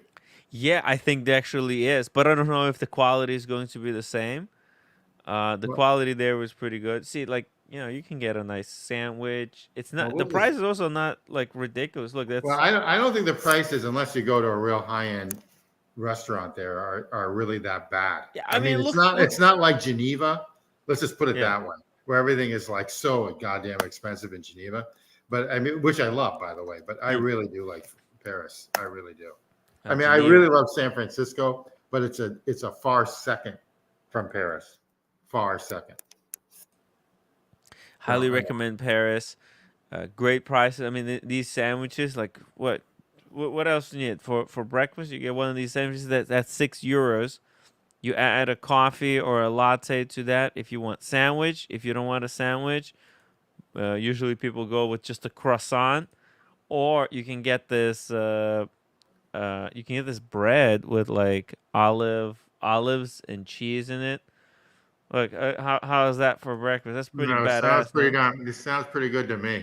Yeah, I could live there if I could figure out how to keep my quality of life how I live.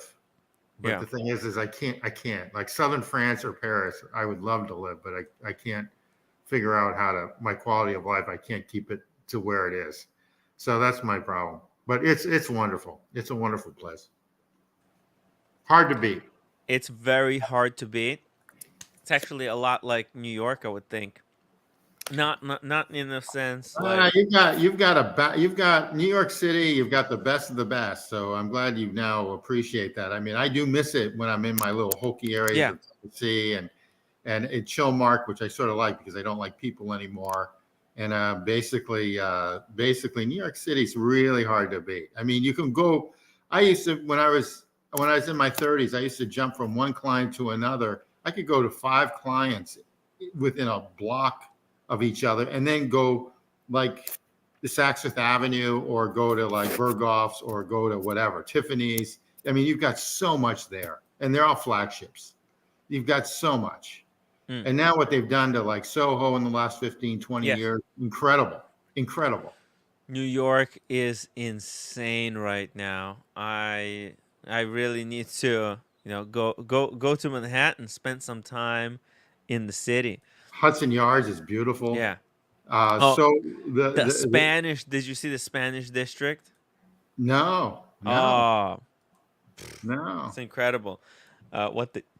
What they did, it's like an underground place with like all kinds of Spanish themed like restaurants and places. Nah, very nice. Very Yeah, nice. No, that's an area it's that really have authentic. not discovered. Oh yeah, Yeah, I'm sure it is. I'm sure it is. it's But cool stuff. I actually love it. And where you are in New York, it's a special place. And you've got a playground there because of Yeah, that. and so this is the thing, right? Going to Paris, it inspired me to kind of, I saw all the art again, right? With now I looked at it with a different kind of point of view. Really, really appreciated seeing all the stuff there again. And then appreciating the city, and I at the same time I got the wallet from Oshin. Check this out. Yeah, did you get that? Did you get that? Did he send that to New York or did you get No, that overseas? he sent it to me while I was in Paris. He sent it to Paris Oh from wow. Italy, overnight shipping. Yeah, Very nice. yeah. I got this while I was in Paris. That's pretty badass. Got a little gift to take with me from Paris. Also, made me appreciate a little bit of a quality like that. That's such a great, great product here. A proper, Good looking wallet.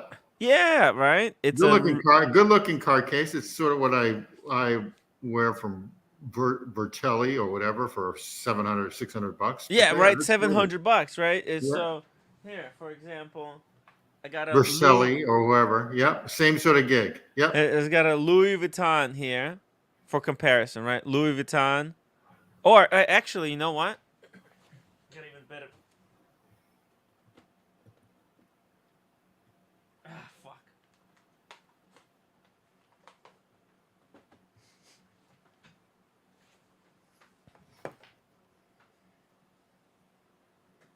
Actually, let me show you this. It's a great comparison. It's gonna be a perfect comparison. I got this one. It was actually recently a gift. I got a gift from none other than Humble Pine. Check this out. Oh, Goyard. Very nice. Yeah, what a freaking legend. Thank you so Very much, nice. Humble Very Pine. nice. I don't think I can use it. I'll just save it for No, pictures. that's beautiful. I mean, it took me forever to get a blue four case Goyard for my watches, which I only have two of. But basically, it took me forever to get one of those. Oh yeah, that's gorgeous. That's gorgeous. As you can see. That's beautiful. Did you go to the Goyard store, the original one? We did, and the roommate had a lot of trouble there at Why? the Goya, cause like she wanted some colors. She was getting she got like card holders as a gift for one for my stepdad, and then Oh, one that's nice. for yeah, cause he had a birthday recently, so she wanted to get something nice. But they were weird with colors. They were like, she said, "Oh, I want two black," and the guy was like, "Oh, no, it's one per customer. It's one color per customer per year." It sounds like a made up rule. I'm sorry, but like, and I said, Well, "Well, there's so many. You could have gone to another Goyard later. I know." I know, right? But like something it really triggered the roommate because was like, wait, what do you mean? And it was like there's two of us, so technically he could sell like if Yeah. that rule did apply, and he could sell Yeah. two black. But instead we had to get one navy blue, so this is blue one, and one black one. But like I I don't know. hope she got some good stuff for herself. What did she get for herself? For herself, she actually got some really good stuff. She got a Celine bag, Nice. really, really nice bag. It's very cool. It's for the beach. Yeah. She wants to go to the beach. So So I'm gonna give everybody a surprise. The French luxury brands in general. If Mm. you go to Paris and you buy them, and then you get the tax free, you get the tax back. It actually ends up costing you less than in the United States. that's right. That's right. We got the text back. We did the thing. There's you're supposed to take it to The at the tax-free, airport. And it's easy. Yeah. It's an easy process. Just make sure you have it with you. You go, there's a kiosk, and you just do that, and then as long as you don't want cash, you want it to be credited back to you in your account. It's easy. You don't have to Yes. wait for anyone, and you can, they'll just stamp it, and you're done, and you go. But yeah, if anybody wants to buy any French brand luxury good, you typically get a much better deal over there than you do over here. You can go there, you can go to the original store where they Yes. started selling these darn things. You go to the mecca of style and fashion, you get what you want, and come back, have a memory, something to memorialize the trip, and actually cost you less. Exactly. Sean is exactly on the money. If your wife or you wanted to get some French things, it's so much more meaningful to be able to get it in Paris while you're there, especially if they have some kind of a Paris edition. For example, one thing that the roommate really wanted to get for herself was a scarf, and she wanted like a black and white scarf. She wanted the Hermes. Okay, so this is the story. This is what made her really upset. She By the way, wanted to French don't pronounce Mm, the H. yeah, You don't Hermes. you don't pronounce H. Hermes. Hermes. Hermes. Hermes. Uh, she wanted this scarf with the Hermes horse on it, like a black and white horse. It's like a black scarf with a white horse, and they didn't have it. And then at the end, they kind of took out that scarf, but like a other version of it, like a very luxury, really expensive version of it. She didn't realize it was the really expensive one, but anyways, later, so she didn't buy it, but then later when we were at Dior, she got the black and white scarf with the Eiffel Tower on it. And that was, I thought that was so beautiful. First of all, it's a scarf that she wanted. She wanted a scarf. She got the scarf, and she got from Dior, which is a French brand, and she got it with an Eiffel Tower as well. So it's very cool. It becomes a very special, especially if you had a good trip. You had a good trip. It was a shit trip, then But Yeah. how can you have a bad trip to Paris? It's impossible. It's Yeah. always going to be incredible. JBB $5 super chat. Thank you so much. I noticed that your Oshin wallet is empty. Hey, now I stacked it up. There we go. Boom. This is how it looks when it's filled up. Look at that. Bam. How cool is this? By the way, Sean, you see this? I got a special delivery while I was there. I That's got myself amazing. one, Oh, right? nice job. Yeah. And Leather. that's Oish right there, man. That's Oish right Yeah. there. Look at this. It's Oshin. instead of having a photo of his in your wallet, you have it right there on the cover, man. I love Bam. it. By the way, It looks good, man. It looks good. it could be very easily as well mistaken for me. And by the way, you can tell from the looks of the leather and the wallet, you can tell that thing's gonna look better as you wear it. Yes, this thing is not gonna wear out. That's for sure. You could put a bullet through this. It's not going anywhere. Hold on. Let's actually That's see if real leather, man. That's real leather. hand stitched, and it's made by the gentleman that helped Oshin translate a lot of the German into English for his Dam Busters video. I gotta tell you, I like his logo too. You like it? I do Yeah, too, I Tim. like the little. I like I it like too. I like the watch and the glasses. Yeah, you see that Yeah. you got the Rolex Yeah. hand Yeah. in there. Very subtle little Yeah. detail. Yeah. Yeah. And if I put my Ray-Bans on, it kind of, it could pass for me. It'd be like, oh, You know what I would have yeah, loved is because Oshin, Tim, both Tims, Tim Wright knows it, but I don't know if Tim G has seen it. If you get a postcard from Oshin from Venice, he actually scribbles a gondola with a gondolier, and it would have been cool if there was a small one embossed inside the wallet too in a corner. That would have been cool. oh, maybe on the back. No, not necessarily version on the back. 2. I would put it inside when you open it, but I would make Oh, it like smaller on the It's very right nice. corner, right bottom corner, right there. right here. Hey, Yeah. Right so here. so according to Double D, that wallet's only $30.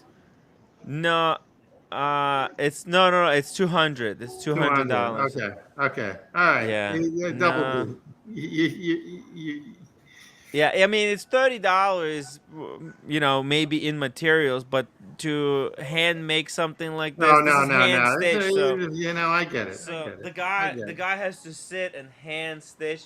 This probably takes, I don't know, maybe 5 hours to No, like it's just really to nice. It's stitch and really, really everything. nice. It's really, Yeah. really nice. It's all all the edges are buffed down. It's I get it. It's really nice. Yeah. I mean, look, it's a It's look. something unique. It's something Yeah. unique, and it's one of the members of the community, and it's something that's really cool, and you support the effort as well. So it's all wrapped into one. What's the Yeah. price tag on that? It's whatever it $200. is, whatever you want to put on it. Yeah. Yeah. Yeah, I don't think it's an outrageous deal in the world where uh people certain grifters sell Alibaba watch for $640. I mean, it was just insane. The So do you the know? the, So the I'm gonna give you a visual. You're sitting at a cafe, wherever in the world, and you got your wallet on the table next to your coffee you're drinking. The guy next to you has the same wallet. They're both Goyards. Big freaking deal. But they're both. What if they're both O'Shean's wallet? Now you got something to talk about. Oh. That makes it Oh more yeah. special. Oh yeah, you're like, "Oh shit, are you a fan of Oshin as well?" Tim, do you like that? Oh. That's almost a commercial. Yeah, it is. It is. You open it up. You go, oh, what's That's this? almost an Oh, idea for a commercial. hey, you know what it is? It's a watch YouTuber that I support. I really like watches. What watch are you wearing? You could start. You can go into the conversation. It's good stuff. By the way, JBB, thank you so much for the super chat. Really appreciate it. It's not a piece unique. There's few versions actually. Maybe two versions. I'm not sure if there's more than two versions, but there's this one. There's another version that's available. But I took some pictures. In fact, you guys want to see it? Something. She actually posted it on his IG, which was freaking nice. Let me show you guys. Got some cool pictures. Let me show here. Here we go. Okay, this one is for JBB because he said the wallet is empty. Here we go. Here's a great shot with some money in it. I had to borrow $100 bill from the roommate. There we go. Look at that. With the Eiffel Tower in the background. By the way, also this shot, Michaela really liked it. She's like, "Oh my God, this is like a magazine cover because it's got this boat at the bottom that's moving underneath the tower. That's one of those boats that Tim G has, right? What, Hinkley? Yeah, isn't it like it's wooden kind of? Yeah, Hinkley boat, sort of. Yeah. Sort of, right? Mine's made up in Maine. Yeah. Yeah, it's pretty nice. Very nice. JBB 4P watch is about 650 for quartz. Exactly. 4P watch is 650 for quartz, and it's just stamped somewhere in China. Whereas this is like you're getting it from from a local craftsman, and what this is like a guy who knows how to craft a wallet, partnered with a watch YouTuber, to kind of market the wallets. Both of them win. They split the whatever the revenue, but like $200, it's not a lot of money, unfortunately. And he sent it to me for free. The shipping was probably another 30. Billy says, I don't know who would buy a wallet, but another man's picture on it had had a woman's picture, maybe, but not a guy picture. Okay, I mean, I don't even know if this is a guy picture. It's just hair and sunglasses. I don't know. It's more like a symbol, Yeah, it's more like a symbol. like a Exactly. logo, right? Like a logo. Yeah, it's like a logo, and it's got a little bit of a watch there. It's not a full on picture, but okay. There should have been just initial on just initial on it.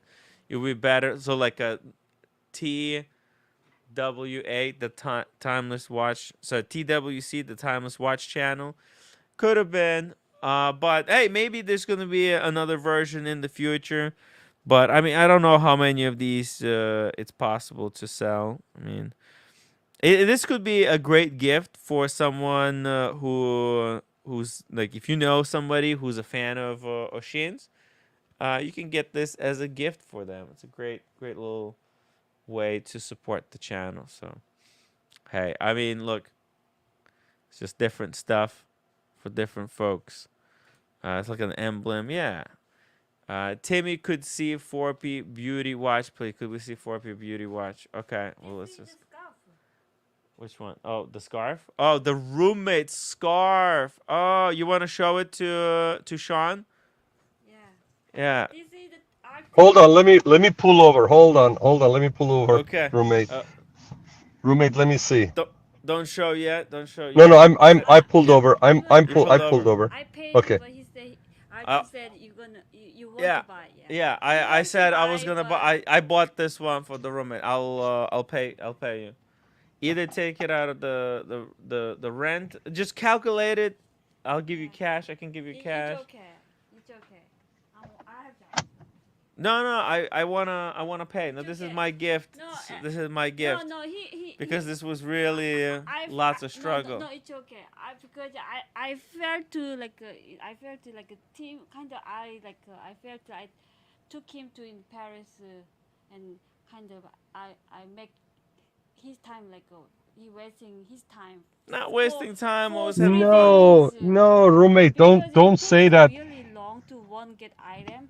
Even Yeah. Hermes it takes like 3 hours. It's okay. It's okay. Sean said don't say No, that, roommate, don't roommate. say It that was because fun. I had because fun. everybody And also the everybody only was gift, the happy. Everybody was super- happy that you spent time. He spent time with you, my and sister's stuff. yeah. Yeah. So Sean said that this was good that I took time off to spend with you, roommate. So yeah, it was good. It was. We were good happy. to- We were happy. We were Yeah. happy to see that. Absolutely. Everyone needs like self. We were happy to see that. Yeah. Absolutely. They're And by happy the we way, did it. Yeah, family Yeah, and and- my niece gonna come to pick up. Yeah. In Yeah. April. Tim, No. tell roommate, we know you're doing what you're doing because of her having your back. Without her, you wouldn't be Yeah. able to do what you're doing. So we appreciate that. Exactly. The Ray say show us, so I'm gonna show. Show it. Here we go. Here we go. Show it for Sean. Yes. Here we go. Sean, Ray, everybody who's in the chat, guys, thank you so much. I'll pay for this one, roommate. So. This No, is, it's this is not my that you gift. pay for it. You want it. You want it to be Yeah. a gift from you. Yeah, I want it to be the I'm gift. gonna carry that. Look at that. Oh, it's beautiful. You see that? How is she gonna wear it? Have her wear it. How are you Are gonna, you gonna- wear it? You know? No, I'll just carry it to my bag, and sometimes if the cold, I just cover up. She carries Like, I in just her. cover Oh, yeah, bag. that's I it. just cover That's up it. if it's cold. There Very you go. nice. That's it. See? Yeah. In the New York, the subway is really cold. Yeah. Yeah. So I just carry Very it. nice. Mm. Congratulations. It looks great. Yeah, right. It's big. It's actually a really good quality materials, Perfect. and it's Dior. So It's beautiful. Beautiful. as you guys Beautiful. can see, it's like a Congratulate her sketch. for us. Yeah. Thank you, Sean. Yeah, I It's think very this nice. is so nice, right? It's really, really nice. Cause she could wear it like this, and then when she's folding, she could show to her friend or whatever. Oh, she got this in Paris. Also, like if sunny, I just wear that like that. over. No, it looks great. Because I really don't like to be sons. It looks great. Thank you, roommate, for the unboxing. It's really nice, right? And then Yeah. Yeah, it's beautiful. white. It's not just It's nice, white. it's beautiful. And this is Yeah. we moved to Paris, and this is a symbol of Paris. So That's right. That- thank you, JD. That that's why it's good to save some type of purchase like this for when traveling to Paris or whatever other country. If you go to Italy, get something a Gucci scarf like this would be really cool. And also Mm. the sellers, they are so nice. They was like they searching for us, searching for the box, searching for the Which Dior store did you guys go to? compared to other brands. We went to every single Dior store because we were. Which one was chasing it? them. Was this the big Dior store? Also, we went to Dior Brooch. This was the one at Lafayette. Oh, Lafayette. Okay. Did you go to the Oh, no, Lafayette, no. the big Lafayette? Did you go to Lafayette? That's by Champs-Élysées, or the one that's by near close to the Opera House? I think the one Champs-Élysées. Yeah, that's a beautiful place. Yeah. It's also they do extra 5% discount there. No, not that one. Okay. But you get the tax. You Oh. got the tax back, Right. right? You We got the tax back. The tax back was like $140 back. Yeah. No, it's Yeah. meaningful. Yeah. That's what it's all about, kind of. Because, they have all these boutiques here in New York, but it's so much. It's cheaper. First of all, it is cheaper. It is cheaper. The base price is cheaper. Oh, and Brother, this I one- buy my French shoes from there, with exception of Berluti. But I get my Cortés from there because there's no Cortés house here. They have them in department stores like Neiman Marcus and such. But it's actually cheaper when I buy the Cortés shoes at Paris. It comes out to a lot less. Oh, okay. Corté. Yeah. It's I think the prices are actually cheaper in Paris. And then those prices already include taxes in them, so when you get the tax back, you're getting it really, really cheaper by a lot. So Did you have hot really... chocolate? Did you have hot chocolate while you were in Paris? No, we didn't. We didn't have. Oh my God! If you go to Carrette, and I'm not a hot chocolate drinker, but if you go to Carrette or you go to, if you go to Angelina, this is how they do it. You get the baguette, and Angelina's croissant is like sweet. I'm not too crazy about it. It's sweet. I don't like sweet croissant. I want a fluffy croissant that's airy inside and just flaky outside. But anyways, what they do is they take the brioche or the croissant and you dip it in the hot chocolate, and then thick, beautiful, gooey hot chocolate, man. It's gorgeous, and you just eat it like that. It's fantastic. Wow. Angelina, when we got there, the line was just I know. massive. But they move it fast. You can go, if you go to Angelina. By the way, for the guys, folks that want to go to Angelina, the line is only if you want to go sit down. If you want to go buy something at the counter, and it's a gorgeous facility, by the way. If you want to go grab something, typically there's no line for that. The line is typically just for sitting in. The food is good, but because they do so much volume, you feel like it's like a factory when you go in. They sit, everything's just like so regimented, right? That's why if you want to go to a popular, famous place for breakfast, I would go to Carrette, and I would go to Carrette where it's right across from Eiffel Tower, and it's much more authentic experience. Angelina is gorgeous, but they move you along like you're a herd, and there's it's just crazy. The experience kind of killed it. Interior is beautiful, food is very good, but it's just a little bit too. I don't know. It took a little bit away from the authentic feel of going to a French place, bakery, and having a meal. it's that location. It's next to Louvre. Yeah, It's the Louvre and the park over there, Julie Park. Yeah, it's beautiful. yeah. It's right. It's Oh, right, a block away from Place Vendôme. You walk Sean, up, it's I Place want to Vendôme. one more thing. Sean, roommate Yeah, wants to show you one yeah, more thing here. yeah, Hey, yeah. before you show this one, so one of the things that roommate really wanted to get for herself is some kind of a brooch, right? Yeah, And she yeah, wanted like a Dior brooch or Chanel brooch. She always looks at these brooches. It's just a Chanel logo, and I thought, yeah. oh, it's okay.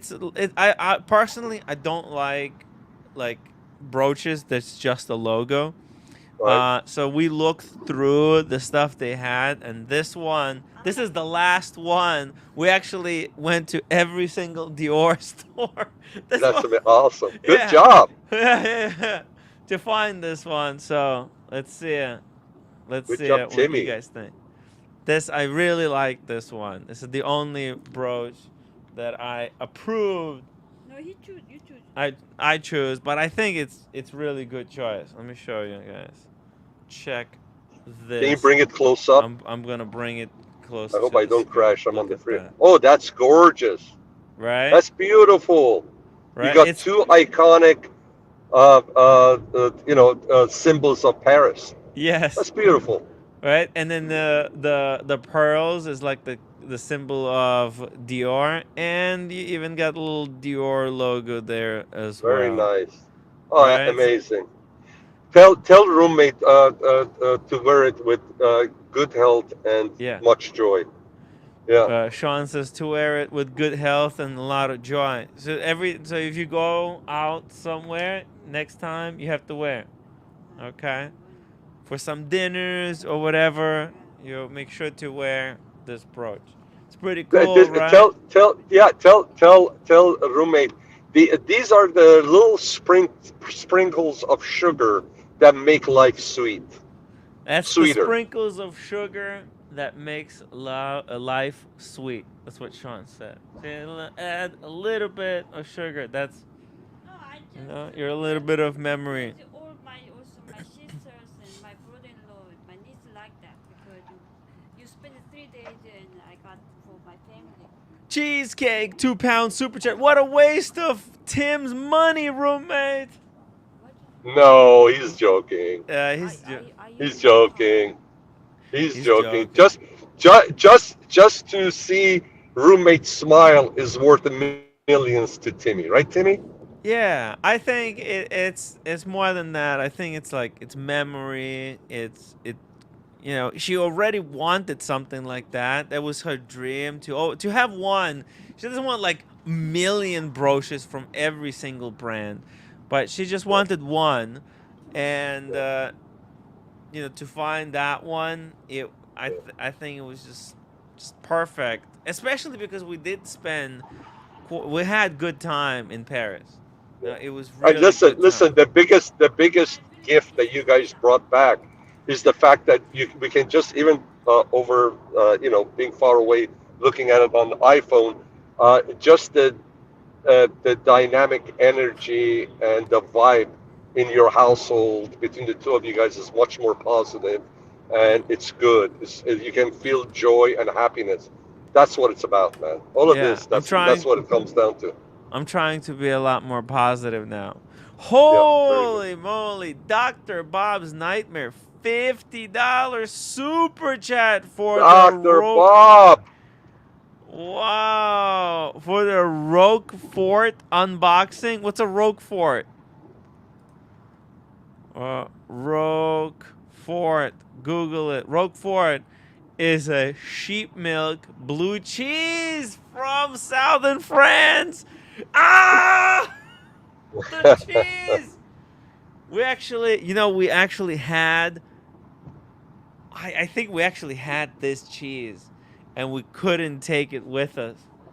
What did you do with the cheese? Did you leave it in the fridge? We left the cheese in the fridge because it was so smelly. We We didn't touch it. oh It's wrapping. we It's artisan cheese. Those are the best. Those are the best. I ate two because we went to, what's the church on the hill? Sean, do you know the church, the name of the church on the hill? What was it? One,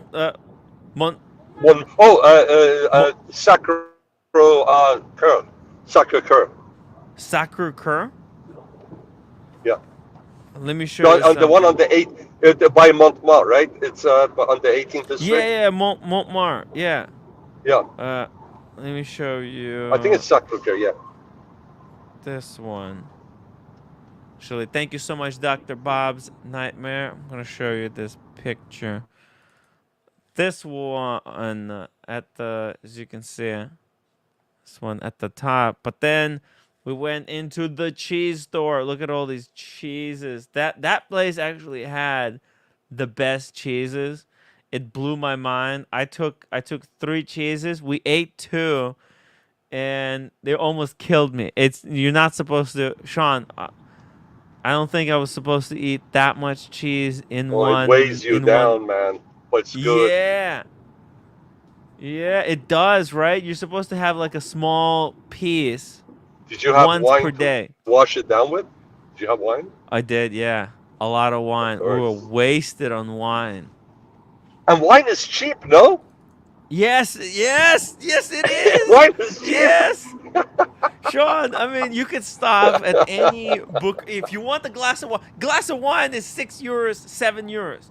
Like, it's cheaper than water over there. It's cheaper than water. Exactly. Man, if I wasn't, oh my God, if I wasn't with the roommate, I'd be wasted from morning thank till God dawn. the roommate was with you, because now at least you remember a trip. Otherwise, you wouldn't remember what happened. Bad cover. Oh my God, Sean, you're not gonna freaking believe this. Okay, let me show you something. Happened? Oh my God, what happened? I'm an idiot. That's what happened. I'm a dumbass. All right, so look, I tried to do a little bit a gimmick, Okay, the roommate is deathly afraid of sitting by the river, the Seine River. Yeah. So I tried to recreate the experience in the hotel. So what we did, we went to a supermarket, and we got all the necessities for the picnic. Right. Okay. Right. Got all the basics. Okay. We got as you can see, the bread. We got the cheese. We got the wine. Now that wine, it's the roommate jinxed me. Okay, this is I honestly, I love the roommate, but she totally jinxed me because Why? she said, "You're going to spill the wine," and then I did. Oh shit. And then I did it again the next day. Oh my God. It just wouldn't end. I wouldn't. I don't know what it was. No, I was opening the bottle the next day, and as I pull it out, like it's a small bottle. They freaking fill it up to the top. So when I pulled it out, like few drops that just fly out and land on. So the roommate was actually washing the bed sheets because we didn't want to get hit with like a fee. Oh, I know. But I hope you had enough to enjoy it, though. You had still had enough in the bottle. Oh man, it was the best. We had really good time. Yeah. No, it was. The thing is, we had all the food, and then that's when it happened. Then the next day, it was not as brutal, but hey, it was fun experience. I highly recommend. If you're gonna go to Paris, you should do this. Go to supermarket. Go sit by the river. Everybody's there. Exactly. Go by the river. Go by the park. One of the parks out there. Yes. And just enjoy the surroundings where you're at. It's magnificent. By the way, where did you stay the first hotel you were at? Was that at Latin Quarter? It was across the river from the Latin Quarter. Okay. All right, so it's on the other side of the Seine, kind of a little bit. I want to apologize to Tim Wright for the bad influence I've been on him when he spills the bottle a couple of times. This is part of my life every day, spilling stuff. Man, Daniel, So I've been a you. bad. Oh man, it was brutal. I Yeah. fucked up. By the way, man. if anybody that goes to Paris, his supermarket is fine, but if you happen to stay somewhere where they have their neighborhood open market, that's where you want to go and get stuff, because that stuff Yes. is just farm fresh, and it's just magnificent. And again, one of the reasons that I'm staying where I'm staying the first 2 nights my roommate's not gonna be with me. On the third night, she's gonna join me at the hotel. But yeah, it's gonna be. I want to walk there in the morning, grab myself fresh pastries, just sit there and just start the day, and it's just amazing. Everything is amazing. Listen. The amazing thing about Paris is, it's the simplest things are the most fun. Yes. You know, you don't have to go to fancy restaurants. You don't have to get fancy wine. You don't have to get the fanciest pastry. Yeah, it's fun to go to Georges V, but as much fun, and maybe even more fun, is to grab a quick sandwich or pastry, grab a little bottle of wine, like you said, go lay down the blanket, sit down in the park or on the bench or by the river, and just watch the sunset, and everybody else is there, same mood as you. It's not just you. You get more energy from the people that are around you. Everybody is tuned in on the same wavelength as you are. That's the beauty of Paris. Exactly. It's the simple stuff. Yeah. Just having delicious food, glass of wine, enjoy the chat, or just like listen to your surroundings. It's really cool to just sit down at one of those boulangeries and just watch people, because there's a lot of people who are just, they're dressed up. You can see some incredible characters there. Yeah. You mean like me? Like Daniel. Oh my God. Daniel is gonna be. By the way, anybody that goes to Paris, a hole in the wall place, not too far away, really close to Place Vendôme, which you wouldn't expect something like this, but a lot of the tradesmen, people that work in those shops, create those shoes and jewelry, go there for lunch. That's actually where we met the famous actor, songwriter over there. It's called Le Petit Vendôme. It's a hole in the place looking place, but they got the greatest sandwiches, simple sandwiches. The pate is fantastic. The escargot is awesome, and it's not expensive, and it's not a touristy place, and it's just so cool. Le Petit Vendôme, highly recommended. It's half a block away from Corté as well. If you're there, stop by Corté and say hi to the guys and check that place out too. So where is that again? Because I used to remember about Sylvia Beach that started Shakespeare and Company bookstore in the 1920s. Yeah. So Shakespeare and Company is on the other side of the water. It's close to right across nearby the Notre Dame. Right. This one is on the other side of the water, and it's just nearby Place Vendôme. It's called Le Petit Vendôme. Nice. It's the small Vendôme. And small Vendôme. And artists or potential artists hung out there. Nice. By the way, that's so Paris. Everything is petite. Yeah. Everything is petite. My squabbles are very petite too, It's all about quality, not quantity, right? Oh yeah. Yes. That's why these people, they eat like they eat, but they're trim.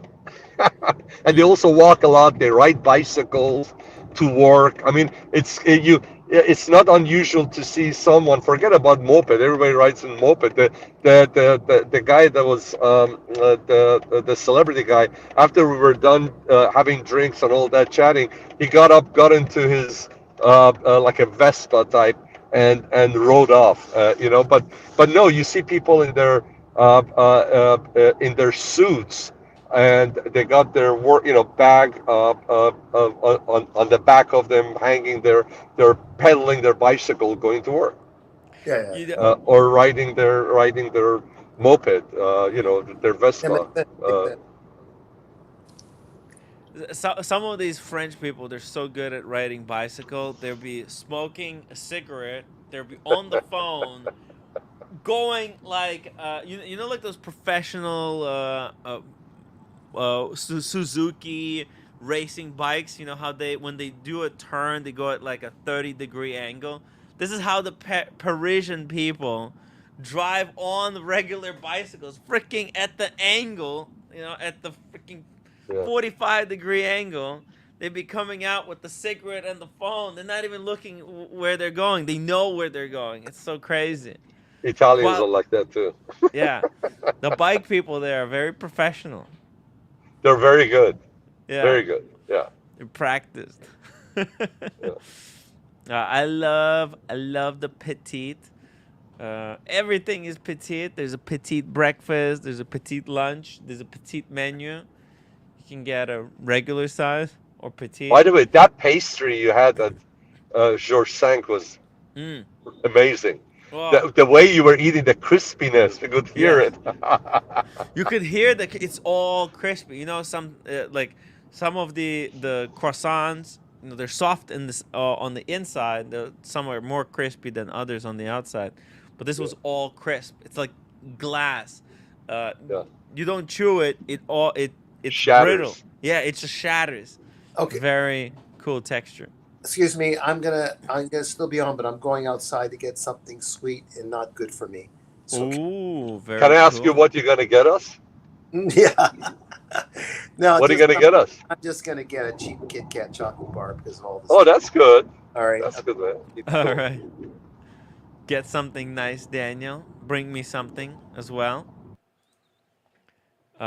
Thank you so much again, Yeah. Dr. Bob. No, that's great, man. So, go ahead, please. No, go ahead. That was very nice of Dr. Bobs. Thank you, Dr. Bobs. So, are you guys already talking about your next trip?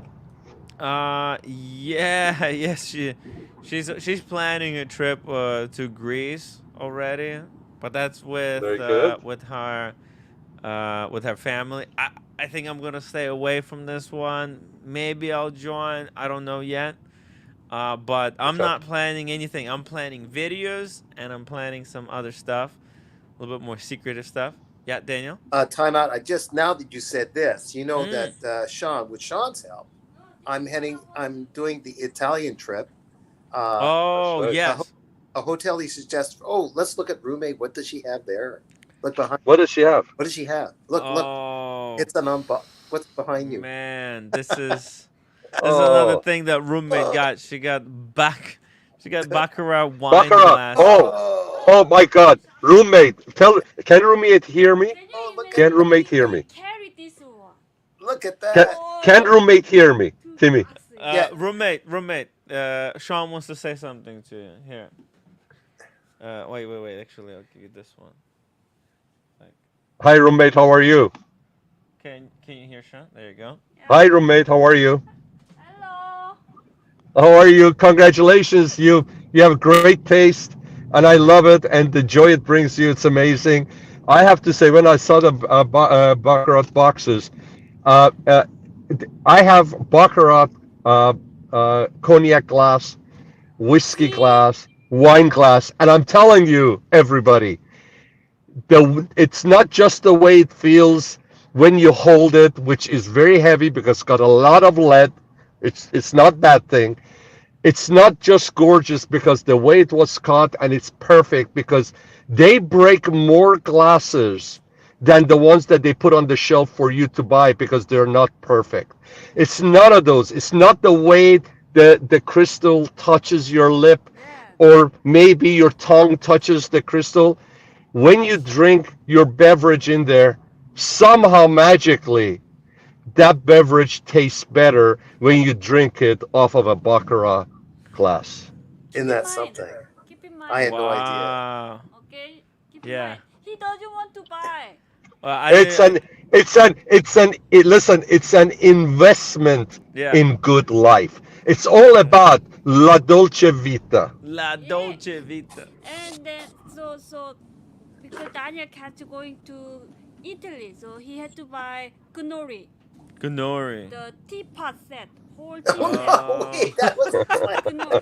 If I'm going to Italy, that's I'm going to buy tea set. Oh my God, now more pressure. How much is this thing, anyways? Oh my God! The tea set. Daniel needs somebody to split the room with him.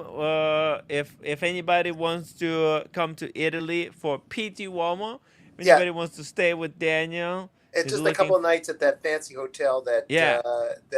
Sean suggested. It's that not a fancy Ooh. hotel. It's a reasonable, Oh, but the reasonable. location and everything, the services are fantastic there. Okay, And you're so- right there, a block away. You're right by the Arno River, and you're 1 block away from the famous bridge and Ponte Vecchio, and it's the views are great. And I hope you. I don't know which building you got it, but I'm sure you're going to enjoy the accommodations. Yeah, I'm sure it'll be great.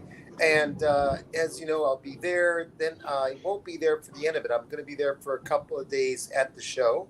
Then I head over to Venice. Florence. From Florence, I go to Venice. And I won't pick up the Ooh. tea set there, roommate. I'm not going to pick up the tea set till Very the nice. end. No, Then I'm I- saying for yourself. Oh, maybe. That's the really. Okay, and then I'll take the train because I heard it's great to be on the train. I'll start heading down to a couple of locations in Puglia. I'm going to skip Rome for a while, hit the other locations in Puglia, and stay in Alici. It will be my final destination. Wow. The yoga retreat will be there after I'm finished a few days at Alici. The 6th of July is the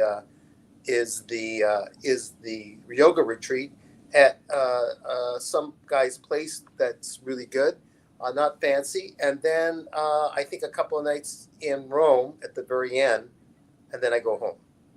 Nice. That's a fantastic plan. Yeah, unless I'm kidnapped, Tim. Unless I'm kidnapped, or Gotta be. I'm at the Be careful, bottom heat of the stroke. sea It might because hurt. of angel dust. No, ahead. he should be okay. But yeah, you gotta make sure he's got a hat. He's got his fancy Because hat. My sister, like a few years ago, she went to Paris like in August. She almost got heat stroke.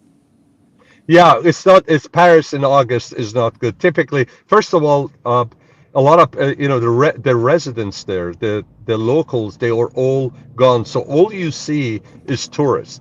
You don't get a sense of you don't feel like you're in Paris, and it's just humid and hot. I have not been there during Christmas. I want to see it in Christmas because London and Paris in Christmas are just magnificent because of lighting and all that. But Yes. but no, I'm with you. Stay away from Paris during the summertime. It's not fun. Oh, and I tend to lose things, so I'm gonna leave the Explorer at home and take the Datejust, I think. Just a day. No, take the Explorer. Really? Or All right, okay. I'll take the Explorer Explorer. for exploring. No, All the right, travel watch. All right. I'll take the You have to Explorer. be careful because when we passing the Paris airport, they ask just remove your watch. Yeah. Two. Yeah. And on How the many watch. watches? How many watches are you going to take? One. I'm gonna take. I'll take from what Tim said. Okay, I'll take the Take the Explorer. Explorer and Then take the I'll- Habring. I don't have the Habring yet, my Well, dear it's friend. coming. It's coming. So I'm taking the Explorer, and I'll take the Seiko Enamel and the Save the Ocean Seiko. Okay. I think that's the three. The only thing is, if you're gonna be at PTOMO and you're gonna be wearing your nicer clothing and outfits, Yeah. probably the Datejust gonna go better with it than your Explorer. A little bit. It's gonna be a little bit dressier. Tim, he knows more about fashion than you do. All due respect, Tim. Okay, sorry, Daniel. No, isn't that beautiful? Look at that. There you My go. goodness. That's Check it. gorgeous. Yeah. It's more like durable and more kind of Baccarat than wine. It's a beautiful wine. It's heavy. I Glass. mean, it's heavy. It's It's the heavy, yes. crystal it's all the Yes. the lead in the crystal. Wait Now a look at minute. that. You hear that? Yeah. Did that Yeah. cost more than your trip, Tim? No, it's actually it wasn't. I mean, it was expensive. How much was this? Like $400. Like 300 euros. Okay. All right. That's pretty Yeah, good. I think it's Is like, that about yeah, it's like 250 to 300. 300? This one Yeah. is not easy to make. So Yeah. don't count. They break. I'm telling you, they break more glasses that they actually put I out. hear. They break a lot of them because they're not perfect. They get bubbles in them, ripples in them. They waste a lot of them. Yeah. Yeah. Mm. How many did you get? Is it just the two of them, or there's a whole set? It's two. It's a Okay, set that's of nice. I mean, it'll cost you like buying a house if you bought a whole gigantic set of things, but that's good. That's nice. two. Yeah, if you get a massive set, No, yeah. no. But If for your house, if you suddenly become whatever the house with the fancy So cutlery, Yeah. it's fine. What you got? That's yeah, we just need two So- glasses. Yeah, yeah, That's it. We don't. Yeah. No, Timmy, when you guys are done, when you wash it, make sure you it doesn't slip out of your hand. Yeah. But then don't let it air dry. Always right away dry it out, put it Ah, away. And don't let it just Okay. it's just make sure because if you air dry, you get water spots. You're not doing it justice, right? Yes. Yeah, For yeah, the yeah. person that made it. So just you have to love it, cherish it, enjoy it. Even washing that thing, knowing what a high quality item it is, even washing it and caring for it is a joy. Yeah. Yeah. It's like I'm gonna have fun, kind of drinking wine out of it and remembering the Paris trip. I thought it was cool, but it was pain in the ass to bring it back. It just wouldn't fit in any luggage. We had to rearrange everything. It was a mess, but great. Wait a minute. hey. You did do carry on for something like that? No. Uh-huh. You did do- or you didn't do carry on with that. You just put it No into carry on. No, everything carry on. Yeah. Okay. Oh God, Tim, that takes originality. Wow. Exactly. The Wow. roommate was freaking out. She was Yeah, yeah, solving the luggage puzzle until 3 a.m. It's like a Rubik's cube for crying Yeah. out loud, doesn't it? Yeah, Get yeah. like that? It's it's Tetris. Yeah, yeah, yeah. Live game of God. Tetris. Yeah. Try to solve the puzzle. That's where- why I need a Good partner job. someday because I can't do all this solving myself. And she got herself some cookies, and then she's gonna Oh, use the Oh, box. come on. Let's take a for look letters. at the cookie. Come on. Open. Let's take a look at the cookie. Daniel wants one cookie. Yeah. Can I have a cookie, please? Wait, hold on, you have to take off these stickers. These are biscuits. I'll delay my Kit Kat chocolate bar for this. Hold on. Oh, he's good. Daniel is delaying Kit Kat for this roommate. I love Listen, the box. Oh yes. Yeah, it's the biscuits, roommate. but mostly she wanted it because it was a free box. If you buy 15 biscuits, Yeah, you yeah. get a free box. That box is so beautiful. Roommate, I want to say to roommate that's beautiful. And that's where Shakespeare and Company is, the bookstore right near that church. So Yeah. I when I went to camp, I was lucky. Now to send people to tripping camp in Algonquin Park in north of Toronto, you need to take out a mortgage. It's so expensive for kids to go to camp. So Dad blessed me with taking me to tripping camp. And I was kind of lonely. I was a kid. And Mom came up to visit after a few weeks with Dad with that box. A box like that with all these fancy biscuits. Oh, She was so fantastic. Gave me those biscuits with love, obviously. She was just, like everyone's going to say their mom's the best mom. Well, she was one of my best, like everybody else. And of course, this is where you have to learn, even as a 10-year-old or 11-year-old, to share. Because everyone in my cabin, that's a great thing of cookies, right? So to keep the peace, I had to give cookies to everybody, right? yeah. But it was still great, And for me and my fellow camping guys that were in my cabin, right? So, yeah, that brings back wonderful memories. Nice. Yeah. Yeah, that's what it's about. It's about living life of no regrets, having a good time, and enjoying amazing places. It's It's really something. Oh, Roommate couldn't wow. understand why it's Shakespeare, Yeah. because it's Paris, but it's Yeah. Shakespeare, and Shakespeare is British. So Yeah, you, but it's English speaking, and a French uh-huh, woman helped her girlfriend Sylvia Beach.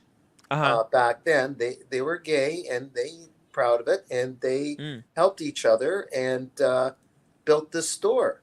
And they mm, also, at the same time, Sylvia Beach mm-hmm. apparently helped befriended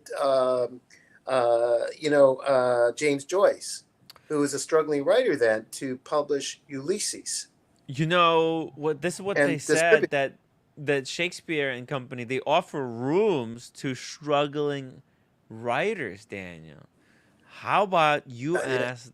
How about we No, start no. working on a comedy book Oh yeah. together? And maybe you can get free room. Maybe you and me, we'll say that we're lesbians, and they'll struggle. We'll say we're struggling writer lesbians, and maybe they'll Okay. let us stay on. Okay. On a more serious note, Ethan Yeah. Hawke popped by there when he was in his late 20s as a Wow. successful actor. And he was so in love with the place. This guy was Yeah. already successful, could stay at any fancy hotel back then. Mm. And he stayed there 5 nights. 'Cause Wow. was He so stayed at because reading books. it's thematic, because he wanted to spend time where these other writers spend time, right? He was reading the old books upstairs somewhere. He was in awe, No, no, I'm serious. They have rooms for writers Well, I guess that so. they could stay. Yeah, accommodations. Yeah, If you're a writer and you want to spend some time staying there, and if you can prove to them that you're writing, you're working on a project that they appreciate, they'll let you stay. Yeah. Is Sean still there, or did he had to leave? Yes, I am. Sean, were you ever at the bookstore, or you didn't get around to it? I've been outside. I didn't go inside. Oh, okay. It's busy. It was very busy when we were passing Yeah. passing it.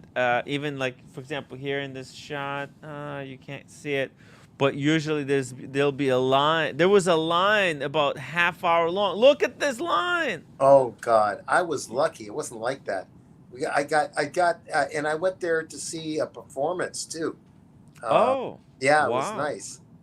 You got very lucky then. Yeah, yeah. When was that, Daniel? Because It was, I've always seen lines. I went there around early November, way back. God, 10 years ago or so, in November, month of November, and for some reason, and it was on a Saturday. That's probably why. That's probably why, because that was not a high season. Yeah. And that's probably there weren't too many people, standing in line. But I've always seen huge lines in front of it. Yes, that's JBB. That's correct. And it's in that book about Sylvia Beach that, with the help of a couple of people, it was like a team. They smuggled the copies of Ulysses to the U.S., which was banned. Yes, that's all very true. I did, by the way, buy a book from Shakespeare and Company. Actually bought this one right here. Oh, I love that writer. Czech writer, Milan Kundera. Yes. I never pronounced his name right, by the way. Anyone want to correct me? I read that story too that you got. I read that book. Yeah, it's very good story, right? Oh man, he's really one of the top. He had fights with his translators too, because because they weren't translating the meaning perfectly. Like, it's a trick when you got to get the meaning of what he's saying in another language and without it changing the meaning. That's an art in itself.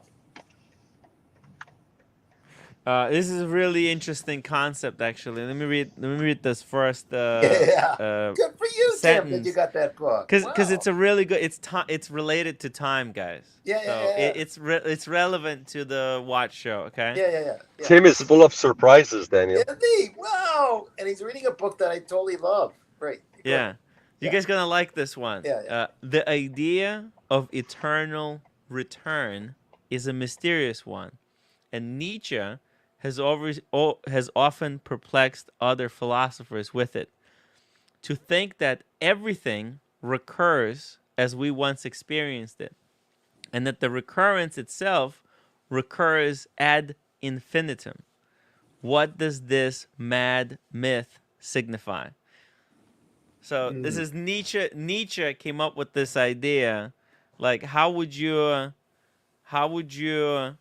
look at life if you had to live this life for, like, when you die, you start this life again. Every time, and you are like, it's a hypothetical where everybody, people who are watching, if you're watching the stream, if you're having a life, if you're having a good life, it's great. If you're having a bad life, but everybody has some positives in their life that they like and some stuff that they don't like about their life. But imagine a situation where you're going to live this life that you live now over and over and over and over again.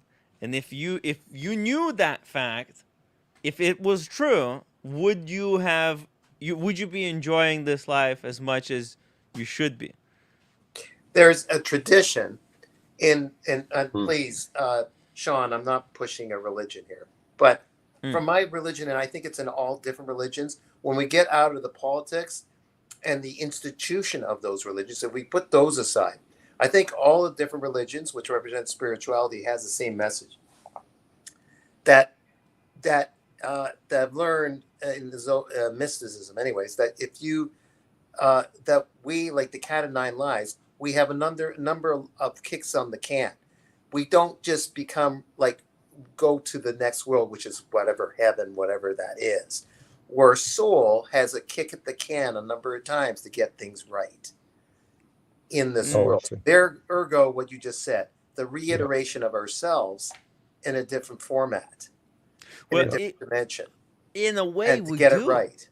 In a way, we do. Right? Because, like, think about it, Daniel. In a way, right? If you think about it, what are we made out of?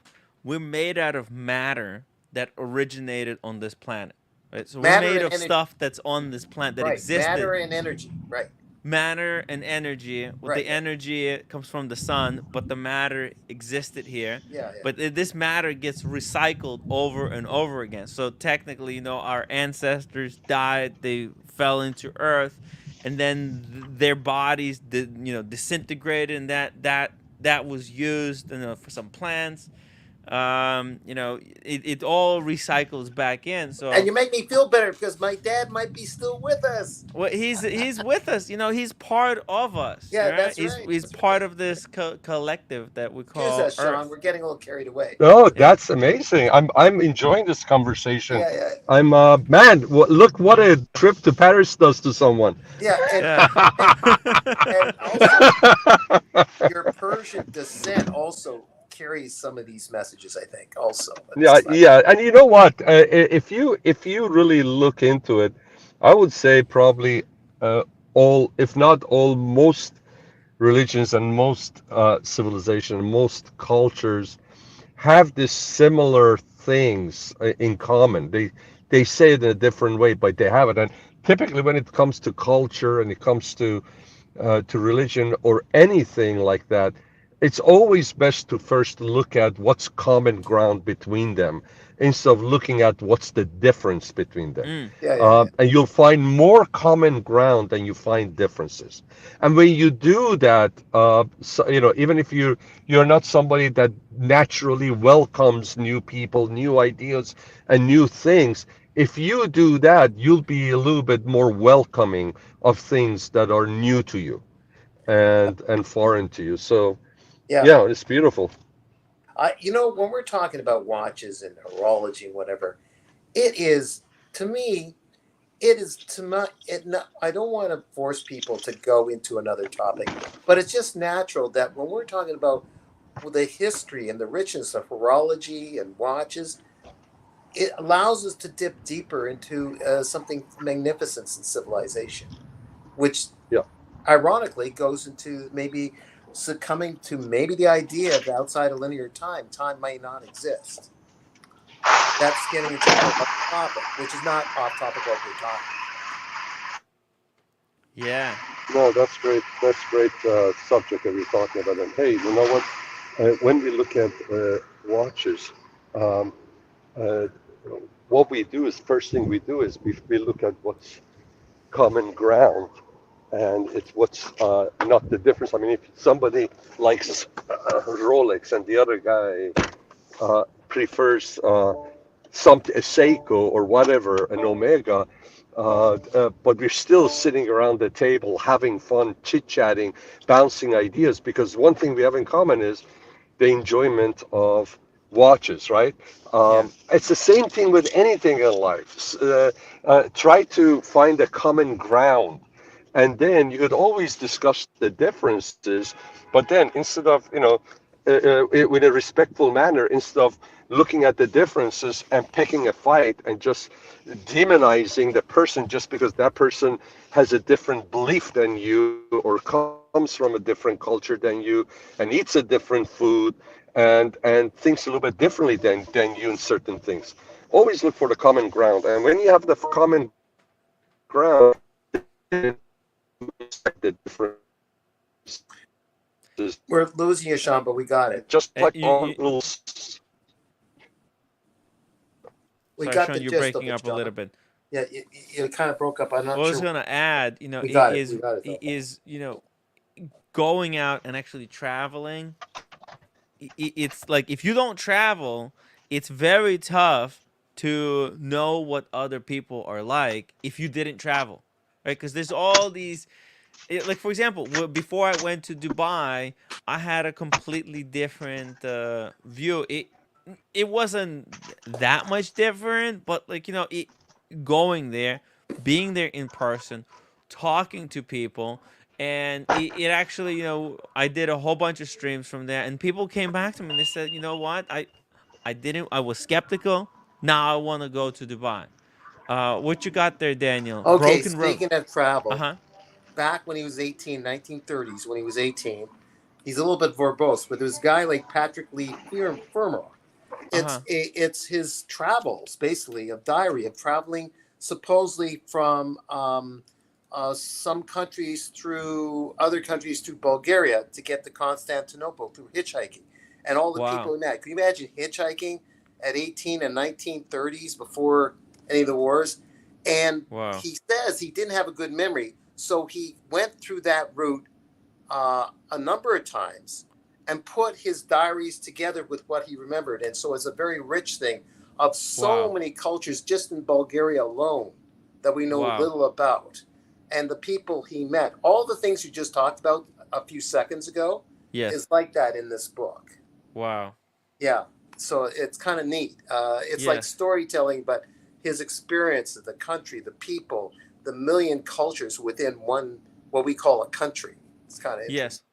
It's really, visiting and actually talking to the people, it provides proof, because if you just hear the stories or you watch the news, usually yeah. news or whatever, the articles, they'll report on the worst things or the best things about that place. Like for example, yeah. San Francisco. San Francisco gets such a bad rap Yeah. for the little problem that they have there, and I don't want to go into it, but like, when I went there, I had such a positive experience in San Francisco.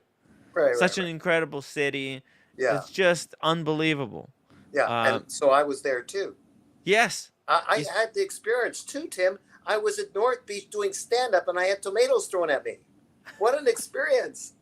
No, you should collect them. It's free vegetables. I didn't have tomatoes. I had cucumbers thrown at me. A cucumber. Hey, it's better than getting a dick in your ear. That's right. No, but it's, there's so much that we have to know. That there was a guy named Neil Postman wrote Amusing Ourselves to Death, where television, one of the worst mediums to some extent. Here's JDL saying, we should read a novel every night, guys. New channel, and watch the Scars Mix. RM Talk. Just this today, JD. You know what? But I would like to add, not necessarily like a novel. It doesn't have to be a novel, but like a book club. Yeah. Maybe bi-monthly, like every 2 months.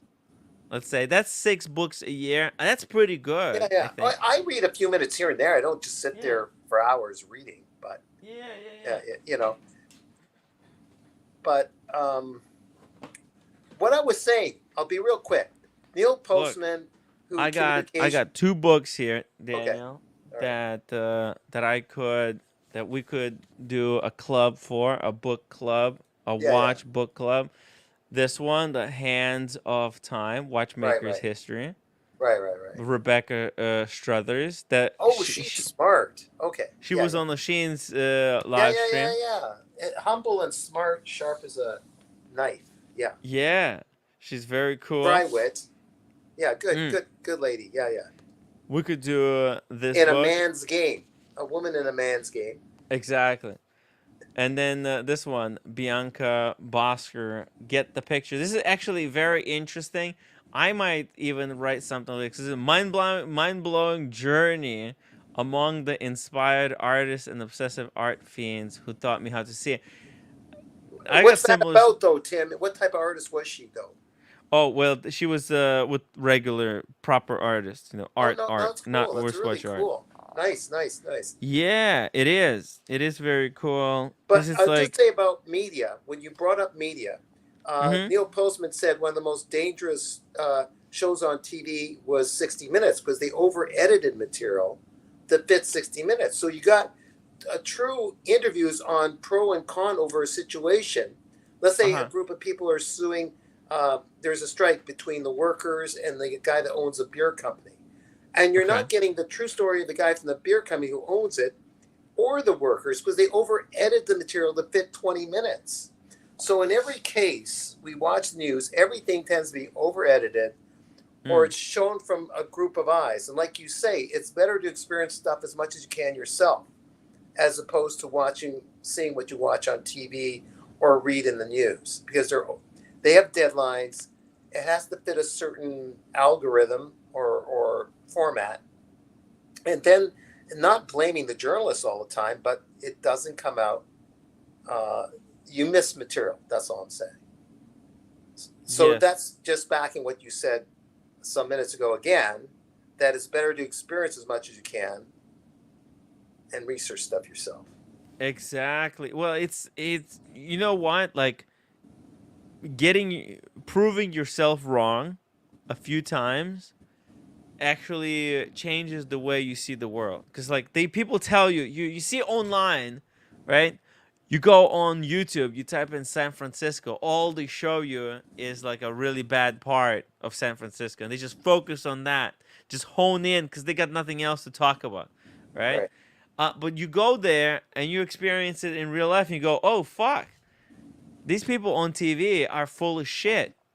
Okay, they're just fear-mongering. They're just trying to get a rise out of you. They try to show you something to feed you red meat, to try and get a reaction out of you, get you triggered up and out of your mind. You're talking about the worst scenario. I'm talking about the subtle where even if they try to be true, they're trying to be authentic, but it's still from there and they're getting it through a source or from writers or from wherever they got it from. You're getting it so it's like stale, like you like to get you and I from the market and make our food as fresh. Yes. It's like them getting something that's stale. It's been passed on. It's like getting something full of preservatives versus like getting a fresh croissant or a fresh baguette in Paris. It's a completely different experience. It's spicy. The news could be real news, could be spicy, but that's how you get it. Yeah. And it really is like, guys, I mean, all of this stuff, it sounds ludicrous that here, but one of the best, most memorable meals that we had with the roommate, it was when basically we got caught in the rain. We were running to get something and then just started showering. And I said, okay, the roommate was hungry. I said, okay, how about we go inside? We get like an appetizer, and I got a tomato salad with was it burrata with the cheese, and 2 glasses of wine, and it was like the most delicious tomatoes ever. There you go. Right. And the room was like, oh my god, she couldn't believe it, like that, how tasty and full of flavor the tomatoes were. Isn't that something? Where like. You got it was raining, but where were you sitting outside so you won't get wet? when you got? No, we were like just under the awning. Oh, You know, gotcha. we were kind of we Oh, were inside. yeah. I have a picture actually. Hold on. We were inside because it was really coming down outside. So Yeah. Am I gonna ever get that Kit Kat? Good God. Kit Kat I just sending you're always throwing it something now. curveballs, and I haven't been able to leave. Go ahead. Here we go. 10 more minutes. 10 more minutes. Yeah, really? Oh, Daniel. right. Yeah. Oh, because you got to recover from the trip, right? Yeah, I gotta recover that. from. You made a thing of it. Yeah, Oh, right. you did well with that. Did she Look kind of make it decorative? Did she do that? No, Roommate? I cut the You cut it. cheese. Well, you did I a good cut it job, up. eh? She didn't at first. She wasn't very enthusiastic. She looked at it and like, but when she tried it, it just blew her mind. It was so good. That's feta cheese. Is that feta cheese? I think it's feta cheese, eh? No. It's the I think it's called like a burrata cheese. Oh, I don't know that one, but I'm sure it's really nice. Yeah. Let me show you something. Okay, here we go. Italian restaurant. Let me go to Italian restaurant. Let's just go organic pastas. Will be like one of these. Whoa. Okay. Let me just bring it up. But if you're wondering, I'm sitting on a yoga bolster because my hips hurt by sitting on a chair, and the Herman Miller is on its way. The Herman Miller chair. Oh my God! Really? You got not yours? I got the Sayre. Okay. The Sayre, I think it's called, version with the bigger netting. Whoa! We got a mega chat wow, from Maldives. 100 pounds. Yeah. Welcome back. Thank you so much, Maldives. Yeah. It's been long overdue. I really I'm glad to be back. I can't wait to start going ham, going to work at it. I got $1 million idea as well. Yeah, by the way, I'm saying kudos to you that you focused with roommate for you and roommate and not try to do the whole show while you're away. What Sean's right. I think that was just a great choice on your part. I mean, Daniel, I tried to do it. Yeah, but there was a lot of moments where it was very tense, and I had to be like but I'm regulating. Saying that's good that you didn't do it. That's good that you didn't do it. Yeah. I did one day. It was fun, but I was exhausted. Honestly, I did a 3-hour stream. Was dead after that. Yeah. But yeah, Daniel, see, this is the cheese. It's like a ball. As you can see, it's called burrata cheese. And I wouldn't know. I'd have to taste it to see if I like it. If you liked it, maybe I'll like it. I think it's kind of mozzarella. I think it's before it becomes mozzarella. Like this is what becomes mozzarella cheese. So it's like what cheese young cheese. I'll tell you what cheese I don't like is blue cheese, which you had. Before you left. No, I hate blue cheese, even though it's very exotic. Yes. It's not for me. Ooh, yeah, it's very pungent. To me, it's just moldy cheese, yet it's a delicacy, Yeah, you gotta have good bread with it. Good bread. But this was really, really good. Roommate had a lot of fun. This was funny. The wine, and the fact that the wine is so cheap over there. Yeah. It's amazing. But yeah. It was very cool. Also, yesterday, right before leaving, we had a scare. I thought the roommate thought she lost her Celine the hairpins. Oh yeah. It was another crazy. I hate when I lose things and I find them again. That's the problem with like luxury bits. You got like a watch. That's why I really don't want to have too many crazy expensive stuff, because you know how many sunglasses I lost. I've been so fucking diligent, by the way, with these. Yo, Daniel, did you notice? I still haven't lost these. I'm not gonna lose them. I'm Yeah, yeah. very careful. Are they This is Warby actually Parker? What are they? Warby these Parker. are Oliver's people. Oh, Oliver's people. Okay. Yeah. This Probably was better actually quality. Maybe better quality than Warby Parker. they're better quality than what? Than Warby Parker. I don't know. I'm not sure, but But it they're doesn't better matter. quality than Ray-Bans. Okay. Yeah, these are oh shit. These are very nice. I really like these glasses. Yeah. I wear them everywhere. This is actually a gift from Maldives, so thank you so much, man. Yeah. I wear them everywhere. Love the glasses. They're That cool. sunset's really nice, or is that the sunrise? That's a This sunset. is sunset. Yeah, yeah, nice. This was the sunset after the dinner with the thing. Yeah, yeah. By the way, you know who the statue is of? Can you recognize? Well, I think it was Louis the 14th.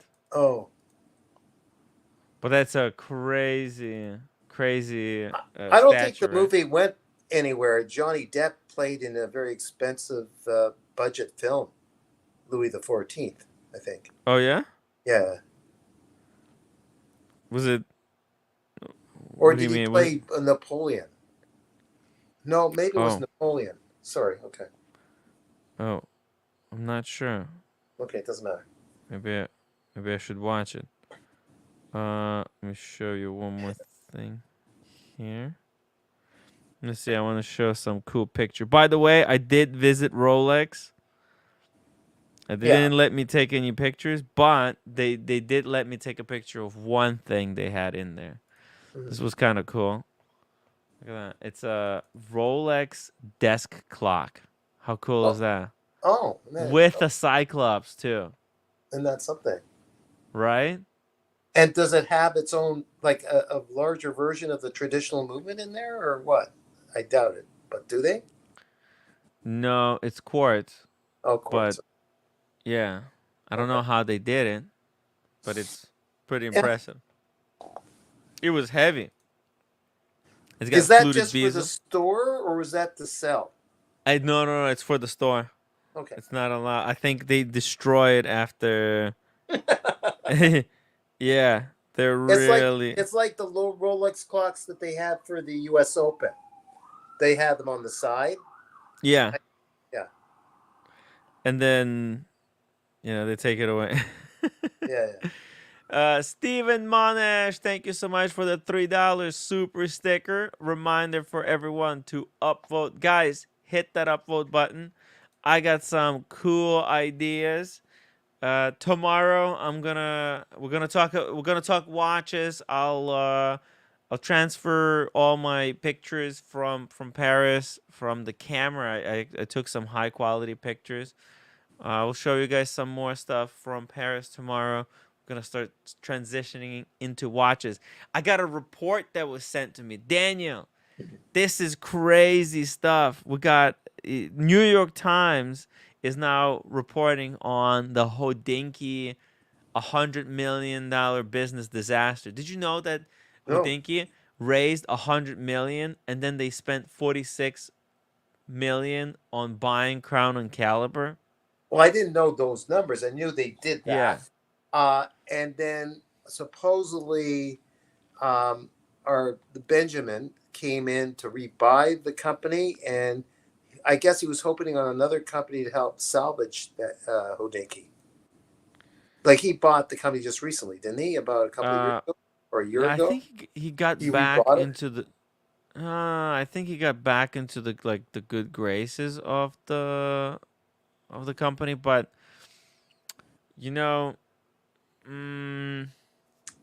Well, I'm not sure if he's part owner. Like he came back in to save the company.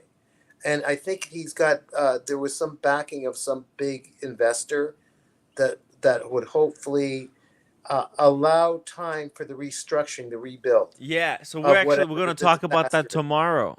That's Okay. right. Yeah. That's right, Daniel. I got the time. I got the what's it called? The I forget who's in there. got an article for that. Tomorrow. Yeah. If you have time, yeah. I don't know if I'll have time because Sunday, Sunday is Mhm. the day before a very scary day on Monday. Oh. I'll explain to you later. Oh. Oh. Okay. Offers are going to be made on Monday. I won't get into it. Don't Oh, say it out okay. loud. You know what I'm Okay. talking about. Okay. My lips are Your sealed. lips are sealed. I don't want to jinx anything. Yeah, Let's and hope the trolls for- out there, don't start guessing. Just leave it alone. Yeah. The. Yeah. I know, right? Yeah. But hey. Hey, It's good. that was fun. It's good to be back in the saddle. Gonna start working on some stuff here. I got some ideas, Daniel. Yeah. You might actually. It could be a cool idea for you as well. That first book I think I got had somewhere. The first one. Would you show? The Hands of Time. Yeah, somewhere I had it. We have to read this stuff, you know, especially because we do these watch shows. I'm gonna get in on this, okay? Oh, find a buyer for that book that I sent you. By the way. Oh yeah, George Find a Daniels. I'm gonna list it on my Instagram. Yeah, it's not for me. It's just, hey, if you get something out of it, good for you. I should probably read it before I sell it. Maybe, whatever. So guys, upvote. Thank you so much for tuning in today. I'll be back tomorrow. Full schedule. And again, tolerating our philosophy talk. Let's get some more philosophical. Let's talk more about these interesting, deeper topics rather than just some nonsense, bullshit, interpersonal dramas that are irrelevant and that are getting us nowhere. All right, guys. Timmy signing out. See you guys tomorrow. Daniel, thank you so much for joining us today. And huge shout out to Sean. You know, I actually stumbled into the area where I remember that, like last year, there was a moment where Sean was in Paris and he joined us. And he was in the square. And when I was in Paris this week, I stumbled into that place. And I remember, like, oh my God. Yeah. This is where Sean was on that live stream. And it was incredible, to be there. So, anyways, guys, see you tomorrow.